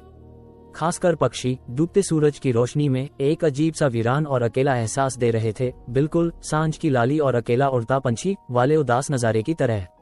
लेकिन इससे भी ज्यादा दिल तोड़ने वाली बात रोशनी पाटिल की बेहद चौंकाने वाली खोज थी। उस मौके के बाद जो पेड़ों और चट्टानों को भी चकनाचूर कर सकता था, दरिंदा अपनी जगह से टस से मस नहीं हुआ। इसके बजाय उसके पीछे 30 फीट दूर एक बड़े पेड़ पर रोशनी पाटिल की मुट्ठी के आकार का एक छेद बन गया, जो साफ तौर पर उनके मुक्के की ताकत से उड़ा था। दूसरे शब्दों में, रोशनी पाटिल के मुक्के ने अपनी ताकत में कोई कसर नहीं छोड़ी थी। फिर भी वह दरिंदे के सिर को जरा भी नुकसान पहुंचाने में नाकाम रहा। इसने रोशनी पाटिल की आंखें फटी की फटी रहने पर मजबूर कर दिया और फिर बिना किसी हिचकिचाहट के वह अत्यधिक गति से पीछे की ओर कूद गईं। और जिस पल रोशनी पाटिल हिली, दरिंदे की बाहें दाएं से बाएं कमर की ऊंचाई पर इतनी तेजी से घूमी कि हवा के चीरने की आवाज साफ सुनी जा सकती थी और उसकी बाहों की परछाइयां तक देखी जा सकती थीं। रोशनी पाटिल का मानना था कि अगर वह पहले ही पीछे न हटती तो ये कहना मुश्किल था कि उन्हें चोट लगती या नहीं, लेकिन उन बाहों की चपेट में आकर वह निश्चित रूप से दूर जा गिरती और फिर आसपास के पेड़ों से टकराकर कराहने पर मजबूर हो जाती। खुद को संभालने के बाद रोशनी पाटिल ने गहरी सांस ली, फिर अपनी साधना तकनीक को सक्रिय किया और अपने नाजुक पैर से जमीन को हल्का सा थपथपाते ही पल भर में वह एक गोली की तरह अत्यधिक गति से दरिंदे की ओर लपकी। जैसे ही वह दरिंदे के पास पहुंचने वाली थी, उन्होंने एक बार फिर वही अनोखा हुनर दिखाया जो उन्होंने पेड़ से कूदते समय इस्तेमाल किया था। हवा में मुड़कर उसकी कमर पर लात जमाई, जो सीधे उसके सीने और पेट पर लगी। विशाल पेड़ को गिराने के अपने पिछले अनुभव के आधार पर रोशनी पाटिल को भरोसा था कि यह और भी शक्तिशाली और जोरदार लात उस दरिंदे को निश्चित रूप से बीच से तोड़ देगी। लेकिन धड़ाम, पहले से भी तेज आवाज एक बार फिर पहाड़ी जंगल में गूंज उठी और इस बार आवाज पहले से भी बड़े क्षेत्र में फैल गई, जिससे 20 मील के दायरे में पक्षी और जानवर बिखर कर भागने लगे। कुछ समय के लिए पहाड़ी जंगल में अजीब सी हलचल मच गई, जैसे दूर की सांझ नहीं बल्कि सुबह का सूरज हो जो जीवन से भरा हो। लेकिन इस वक्त रोशनी पाटिल की बाहें गहरी सिकुड़ी हुई थीं। वह दरिंदे की हालत देखते हुए तेजी से पीछे हट रही थीं और फिर दुख के साथ महसूस किया कि दरिंदे में जरा भी बदलाव नहीं आया था। दूसरे शब्दों में, उनके पिछले मुक्के और लात ने उसे कोई नुकसान नहीं पहुंचाया था। ये कैसे मुमकिन है? रोशनी पाटिल को यकीन करना बेहद मुश्किल हो रहा था। इसकी रफ्तार इतनी जबरदस्त है, इसके बचाव में कोई तो कमजोरी होनी चाहिए, लेकिन ये कैसे? इस विचार पर अचानक उस आदमी का चेहरा रोशनी पाटिल के दिमाग में कौंध गया और उसके शब्द उनके कानों में गूंजने लगे। क्या उसे पहले से ही पता था कि ये दरिंदा न केवल अविश्वसनीय रूप से तेज है बल्कि बचाव में भी असाधारण रूप से सख्त है? क्या इसीलिए उसने मुझे पहाड़ों में न जाने की सलाह दी थी? रोशनी पाटिल हैरान हुए बिना न रह सकी। उनके चेहरे पर संदेह और उलझन के भाव थे। और तभी दरिंदा हिला। उसकी रफ्तार इतनी चौंकाने वाली थी कि रोशनी पाटिल की खूबसूरत आंखें सिकुड़ गईं। ये कैसे हो सकता है? पहले से भी तेज। अध्याय 528, दरिंदे जा अपनी मौत के पास। हालांकि रोशनी पाटिल अपना पहला हमला विफल होने के बाद बेहद तेज गति से दर्जनों फीट पीछे हटी थी, लेकिन दरिंदे ने कोई दिखाई देने वाली हरकत नहीं की। उसका पूरा शरीर एक परछाई में बदल गया और पलक झपकते ही रोशनी पाटिल के सामने प्रकट हो गया। इससे पहले कि रोशनी पाटिल अपने सदमे से उबर पाती, दरिंदे ने सीधे उनके चेहरे पर एक जोरदार भारी मुक्का मारा। अपने सामने दरिंदे की मुट्ठी को बड़ा होते देख रोशनी पाटिल ने सदमे में होने के बावजूद अपनी सहज बुद्धि से प्रतिक्रिया दी। उन्होंने अचानक अपनी बाहें उठाईं, उन्हें अपने सामने क्रॉस किया ताकि अपनी पूरी ताकत से दरिंदे के मुक्के को रोक सकें। उनके पैर लगातार जमीन को थपथपाते रहे, दरिंदे के मुक्के की ताकत का इस्तेमाल खुद को पीछे की ओर धकेलने के लिए करते हुए, जैसे बंदूक से निकली गोली। वह एक पल में 10 फीट से ज्यादा पीछे हट गईं और अंततः तब रुकी जब उनका शरीर एक बड़े पेड़ से टकराया। इस पल उनके पीछे वाले बड़े पेड़ से कड़कड़ की आवाज आई। रोशनी पाटिल को पीछे मुड़कर देखने की जरूरत नहीं थी कि पेड़ का तना उनकी टक्कर से टुकड़ों में बिखर गया है। हालांकि रोशनी पाटिल को पेड़ की परवाह नहीं थी, क्योंकि उन्होंने महसूस किया कि उनकी बाहें थोड़ा कांप रही थीं और उनकी 10 उंगलियों में झंझनाहट हो रही थी। ये दरिंदा, इसका बचाव तो जबरदस्त है ही, लेकिन इसकी हमले की ताकत भी इतनी विशाल क्यों है? जैसे ही रोशनी पाटिल ने ये सोचा, उनकी बाहें कस गईं। दरिंदा शायद ये देखकर हैरान था कि उसके मुक्के ने उस औरत की बाहें नहीं तोड़ी। एक पल के लिए रुका और फिर से हवा की गति से रोशनी पाटिल की ओर दौड़ा। पिछली मुठभेड़ से सबक लेते हुए रोशनी पाटिल ने अपनी रक्षा में ढील देने की हिम्मत नहीं की। जिस पल उन्होंने दरिंदे को हिलते देखा, वह एक तरफ हट गईं, उसके सीधे हमले से बचने की कोशिश करते हुए।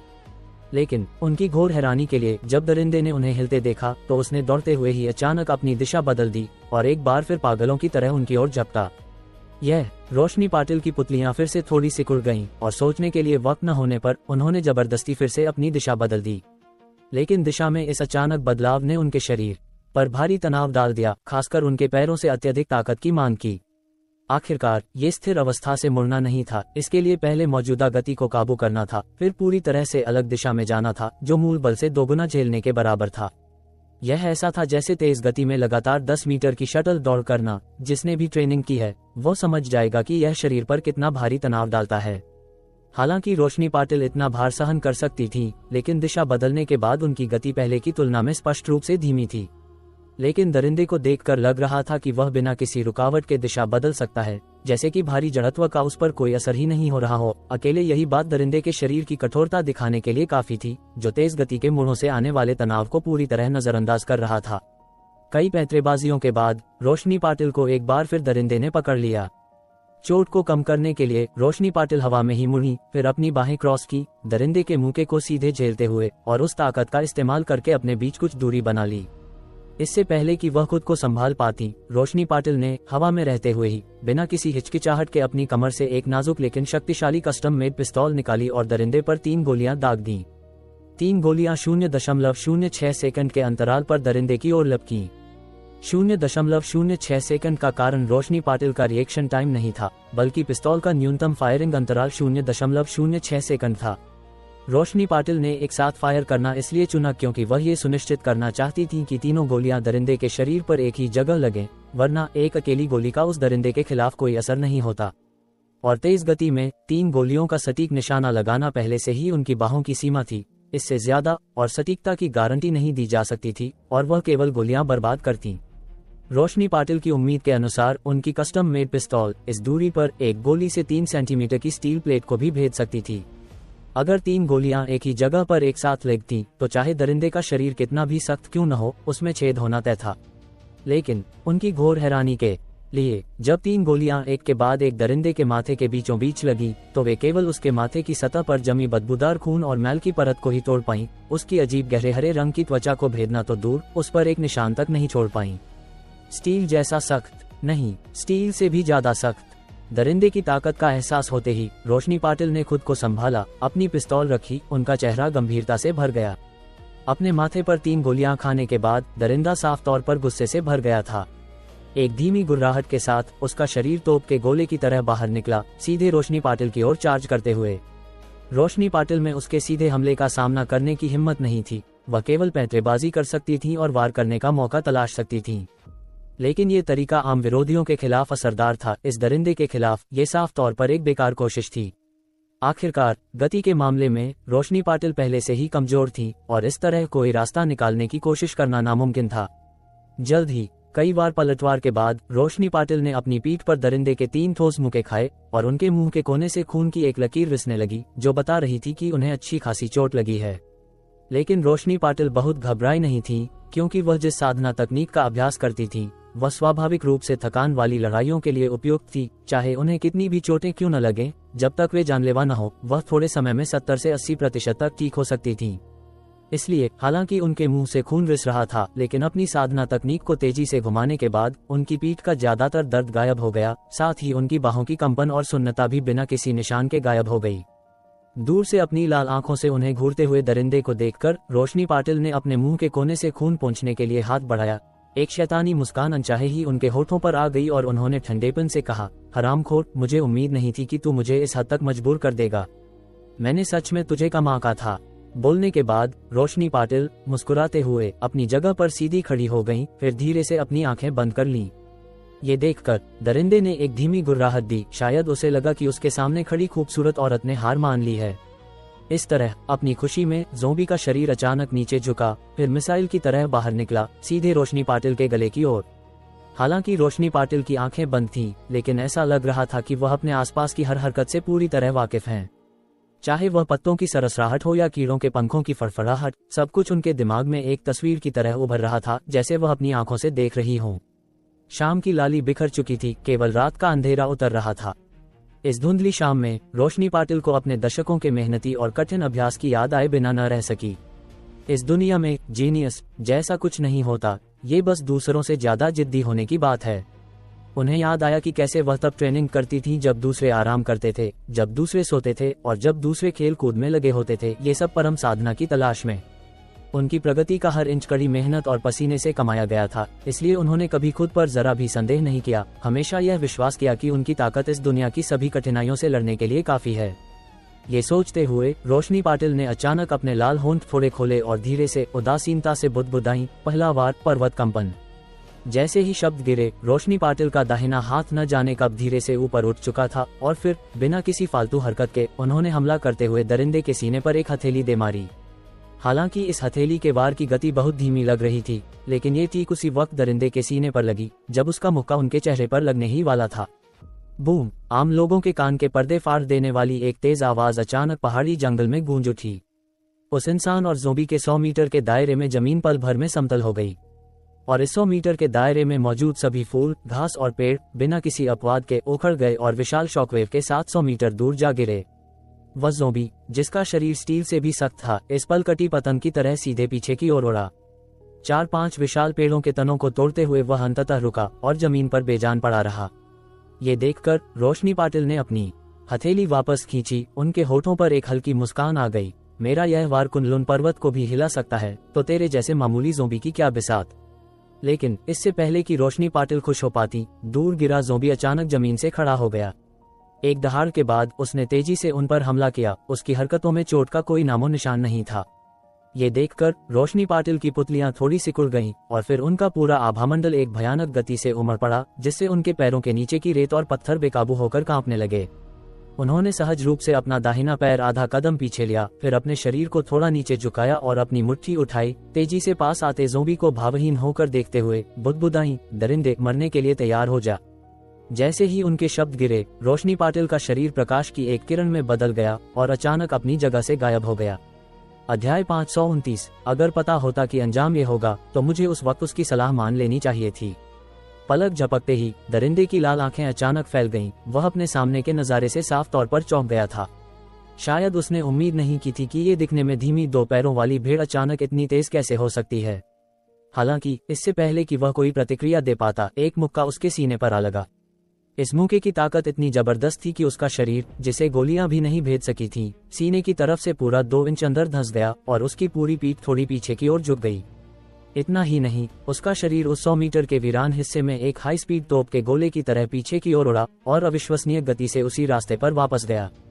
छठा बड़ा पेड़, जिसने पहले उसे रोका था, इस बार नहीं बच पाया और दरिंदे के टकराते ही आसानी से टूट गया और फिर ऐसा लगा जैसे उसकी गति में कोई कमी नहीं आई और वह लगातार दूर उड़ता चला गया।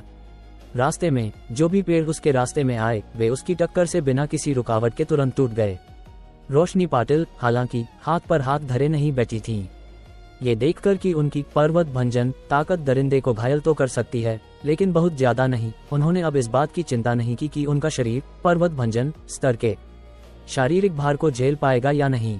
इसके बजाय उन्होंने जबरदस्ती अपने मौजूदा स्तर को बनाए रखा, अपने नाजुक पैरों से जमीन पर हल्का दबाव डाला और भी तेज गति से दरिंदे का पीछा किया। फिर अपनी मुट्ठी उठाई और दरिंदे के सीने पर जोरदार वार किया। उनके हर मुक्के से दरिंदे का सीना और अंदर धंसता गया और उसका शरीर और भी तेज गति से पीछे हटता गया। नतीजतन वह दरिंदा, जो पहले पेड़ों से टकराकर धीमा हो सकता था, न केवल धीमा नहीं हुआ बल्कि बार बार तेज होता गया, जब तक कि रोशनी पाटिल का 9वां मुक्का नहीं लगा। उसके बाद दरिंदे के पीछे हटने की गति इतनी तेज हो गई कि रोशनी पाटिल साथ नहीं रख पाई, इसलिए वह आखिरकार रुक गईं, पास के एक बड़े पेड़ का सहारा लिया और हौंफने लगीं। जब आखिरी मुक्का लगा तो उन्होंने साफ देखा कि दरिंदे का सीना पूरी तरह अंदर धंस चुका था और मुट्ठी के आकार का गहरा गड्ढा बन गया था। इसलिए उनका मानना था कि चाहे दरिंदे की जीवन शक्ति कितनी भी जबरदस्त क्यों न हो, उनकी इतनी गंभीर चोट के बाद उसका अंत निश्चित था। और वह दरिंदा लगभग 100 गज पीछे उड़ने के बाद रास्ते में न जाने कितने बड़े पेड़ों को तोड़ते हुए आखिरकार जमीन पर गिरा, कई बार लुढ़का और फिर बेसुध पड़ा रहा। रोशनी पाटिल जोर जोर से हौंफ रही थी और पूरे 30 सेकंड तक दरिंदे को टकटकी लगाकर देखती रही और जब ये पक्का हो गया कि दरिंदा हिल नहीं रहा है, तब जाकर उनके पैरों ने जवाब दे दिया और वह जमीन पर बैठ गईं, मुंह खोलकर सांस लेने लगीं। इस वक्त वह पसीने से तरबतर थीं। साफ था कि वे 9 मुके रोशनी पाटिल की हद थे। उन्हें जो झटका लगा था वह दरिंदे को हुए नुकसान से कम नहीं था। अगर दरिंदा इस वक्त अचानक फिर से हमला कर देता तो उनके पास सचमुच बैठकर मौत का इंतजार करने के अलावा कोई चारा नहीं होता। इसलिए वह जुआ खेल रही थी। ये जुआ की उनकी मुट्ठी, जो पहाड़ को चकनाचूर कर सकती है, उस दरिंदे को मार ही डालेगी। और तो और पूरे 9 मुके। अगर इतने हमले के बाद भी दरिंदा नहीं मरा, नामुमकिन, दरिंदे का मरना तय है। आखिरकार एक परम महागुरु भी अगर उन 9 मुक्कों को सीधे झेलता तो शायद गंभीर रूप से घायल हो जाता या मारा जाता। फिर एक मामूली ज़ोंबी की क्या बिसात। इसके अलावा दरिंदे ने आधे मिनट से ज्यादा समय से कोई हरकत नहीं की थी। अगर वह मरा नहीं था तो क्या था? बेशक ये भी एक कारण था कि पर्वत भंजन स्तर के उनके लिए बहुत सारे साइड इफेक्ट्स थे। सुरक्षित रहने के लिए उन्होंने शुरू में इसका इस्तेमाल करने की जल्दबाजी नहीं की थी। नीचे बैठने के बाद रोशनी पाटिल ने कोई फालतू हरकत नहीं की। भले ही उनका गला आग की तरह जल रहा था, उन्होंने उसे शांत करने के लिए पानी नहीं पिया। इसके बजाय उन्होंने तुरंत अपने शरीर के भीतर विशेष साधना तकनीक को घुमाना शुरू कर दिया, इस उम्मीद में कि वह जल्दी ठीक हो जाएंगी। लेकिन जैसे ही उन्होंने अपनी साधना तकनीक शुरू की, इससे पहले कि उन्हें अपनी शारीरिक ताकत बहाल करने का मौका मिलता, 100 गज दूर पड़ा दरिंदा बिना किसी चेतावनी के अचानक खड़ा हो गया। ये देखकर रोशनी पाटिल की पुतलियां अचानक फैल गईं और वह चीखने से नहीं रोक पाईं। ये कैसे मुमकिन है? वह उसके बाद भी नहीं मरा। दरिंदे को तेजी से अपनी ओर आते देख रोशनी पाटिल आखिरकार घबराने लगी, क्योंकि इस वक्त वह दरिंदे का मुकाबला करने के लिए रत्ती भर भी ताकत नहीं जुटा पा रही थी। धीरे धीरे पास आते ज़ोंबी को देखकर रोशनी पाटिल को अनायास ही देवांश की वह चेतावनी याद आ गई कि पहाड़ों में मत जाना। मैंने तो उसका मजाक भी उड़ाया था कि उसे मेरे तरीकों का पता नहीं है, और सोचा था कि इस दरिंदे को मारने के बाद इसका सिर लाकर उसके मुंह पर मारूंगी। लेकिन किसे पता था, अंत में असली तमाशा तो मेरा ही बन गया। रोशनी पाटिल ने एक कड़वी मुस्कान के साथ सिर हिलाया, उनका चेहरा पीड़ा से भरा था।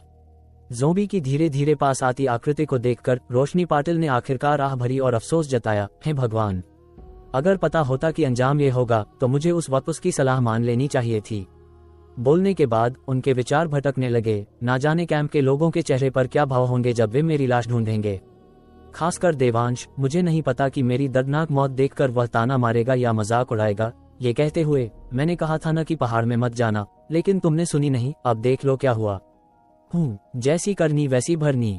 जैसे ही उन्होंने ये सोचा, दरिंदा उनके सामने आ चुका था और उनकी नजरों के सामने उसने अपनी मुट्ठी उठाई और पूरी ताकत से उनके सिर की ओर दे मारी। उस शक्तिशाली भारी मुक्के को देखकर रोशनी पाटिल ने सोचा कि वह इससे निश्चित रूप से मर जाएंगी। लेकिन जैसे ही मुक्का उनके सिर पर लगने वाला था, उनके पीछे अचानक एक हल्की सुनहरी रोशनी कौंधी, जिसने वास्तव में दरिंदे के गिरते हुए मुक्के को मजबूती से रोक दिया। यह क्या हो रहा है? सुनहरी रोशनी देखकर रोशनी पाटिल हक्की बक्की रह गईं। उन्हें याद नहीं था कि उनके आश्रम ने कभी उन्हें कोई सुरक्षा कवच दिया था, न ही उन्हें याद था कि उन्होंने कभी कोई ऐसी साधना तकनीक सीखी थी। अगर ऐसा है तो यह चीज कहां से आई? न केवल वह हैरान थी, बल्कि दरिंदा भी सन्न रह गया था। एक मुक्का मारने के बाद उसने न चाहते हुए भी कई और मुक्के मारे, केवल यह पाने के लिए कि चाहे वह कितनी भी ताकत लगा ले, वह उस हल्की सुनहरी रोशनी को तोड़ नहीं पा रहा था। इसलिए उसने रोशनी पाटिल पर पहाड़ टूटने जैसी दहाड़ मारी और फिर अपनी लाल आंखों से रोशनी पाटिल को टकटकी लगाकर घूरा। उसकी आंखों में गुस्सा भरा था। लगभग 1 मिनट बाद ये देखकर कि उसका कोई बस नहीं चल रहा, दरिंदे ने बेमन से मुड़कर गांव की ओर तेज दौड़ लगा दी। दरअसल सुनहरी रोशनी गायब होने के बाद अगर उसने बस एक बार और कोशिश की होती तो उसने निश्चित रूप से रोशनी पाटिल का सिर कुचल दिया होता। आखिरकार सुनहरी रोशनी केवल 1 दर्जन सेकंड तक ही टिक सकती थी। इसे विशेष रूप से देवांश ने रोशनी पाटिल पर लगाया था ताकि एक नाजुक वक्त पर उनकी जान बचाई जा सके। हालांकि दरिंदा आखिर दरिंदा ही है, उसमें बुद्धि की कमी है और उसके पास केवल सबसे बुनियादी व्यवहार की समझ है, इसलिए उसने दोबारा मारने की कोशिश करने के बारे में नहीं सोचा। और जब रोशनी पाटिल ने दरिंदे के जाने की दिशा देखी तो उनके चेहरे पर तुरंत खौफ छा गया। सुनहरी रोशनी कहां से आई, इस बात को नजरअंदाज करते हुए वह दरिंदे की भागती हुई आकृति पर चिल्लाई, हरामखोर, हमारी लड़ाई अभी खत्म नहीं हुई है, तुझे जो चाहिए मेरे पास आ। हालांकि उनकी आवाज तेज थी, जिससे रात में बसेरा करने वाले पक्षी चौंक गए, लेकिन ये दरिंदे के कदमों को रोक नहीं सकी और वह केवल लाचारी से उसे अपनी नजरों से ओझल होते देख सकी। रोशनी पाटिल उसके पीछे भागना चाहती थी, लेकिन जैसे ही उन्होंने खड़े होने की कोशिश की, वह जमीन पर गिर पड़ी जैसे उनकी हड्डियों में उन्हें संभालने की ताकत न हो और उनके लिए वापस उठना बेहद मुश्किल हो गया। यह विचार कि जनरल हर्षवर्धन भी नागपुर गांव में हैं और गांव में इतने सारे सैनिक और नागरिक हैं, रोशनी पाटिल को भारी गुस्से, आत्मग्लानि और पछतावे से भर गया।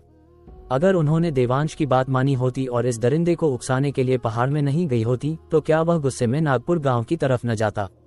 ये सोचते हुए रोशनी पाटिल ने दर्द से अपनी मुट्ठी जमीन पर दे मारी, दांत पीसते हुए कोसा, कमीना।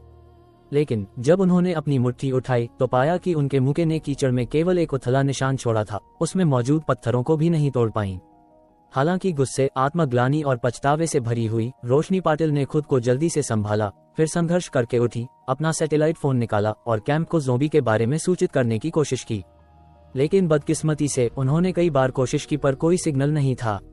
हताशा में उनके पास अपनी सांसों को नियंत्रित करने के लिए अपनी साधना तकनीक शुरू करने के अलावा कोई विकल्प नहीं था। इस उम्मीद में कि वह अपनी गतिशीलता को जल्द से जल्द बहाल कर सकेंगी, फिर सिग्नल की तलाश करते हुए उसका पीछा करेंगी ताकि कैंप को चेतावनी दे सकें। काली रात में रोशनी पाटिल अपनी साधना तकनीक घुमाते हुए और अपनी सांसों को नियंत्रित करते हुए चिंता में डूबी हुई थीं। अध्याय 530 किस्मत का धनी।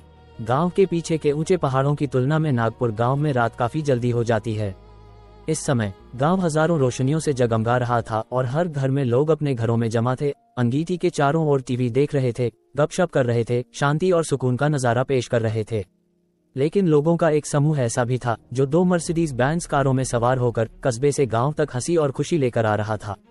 ये 2 मर्सिडीज बेंज कारें, एक मर्सिडीज बेंज GLE और दूसरी जी वेगन, तुषार यादव, लकी तनेजा और उनके ग्रुप को और देवांश के 6 लोगों के परिवार को ले जा रही थी, जो कायदे से देखा जाए तो ओवरलोड था, लेकिन देहात में कोई ऐसी बातों की परवाह नहीं करता। और नन्ही पीहू तो बस 3 साल की बच्ची थी, इसलिए वह जी वेगन का वजन नहीं बढ़ाएगी। उन्होंने अभी कस्बे के एक रेस्टोरेंट में डिनर खत्म किया था और अब देवांश के घर जा रहे थे। कस्बे में डिनर के लिए जाने का कारण ये था कि देवांश को लगा कि उसकी माँ इतने सारे लोगों के लिए खाना बनाते बनाते बहुत थक रही हैं, इसलिए उसने बस सबको 2 कारों में कस्बे में खाने के लिए चलने को कहा ताकि सभी को आराम मिल सके। लक्ष्मी ठाकुर ने शुरू में मना कर दिया, ये सोचकर कि यह बहुत खर्चीला होगा, लेकिन देवांश ने बस अपना फोन हिलाया और पूछा, क्या आप भूल गयी कि मेरे पास अभी भी कितनी बचत है? उसके बाद लक्ष्मी ठाकुर ने तुरंत अपना एप्रन उतार दिया। डिनर के दौरान एक छोटी सी घटना हुई। जब वे ऑर्डर देने के लिए बैठे तो रणवीर गिल और उसका ग्रुप भी रेस्टोरेंट में दाखिल हुआ, लेकिन देवांश और उसके ग्रुप को देखते ही वे तुरंत मुड़े और बिना एक शब्द बोले चले गए। उस समय सिया और दीपिका ठाकुर नन्ही पीहू को वॉशरूम ले जा रही थी, इसलिए रणवीर गिल और उसके ग्रुप ने इन 2 बड़ी सुंदरियों को नहीं देखा, वरना उनकी नजरें उन पर जरूर चिपक जाती।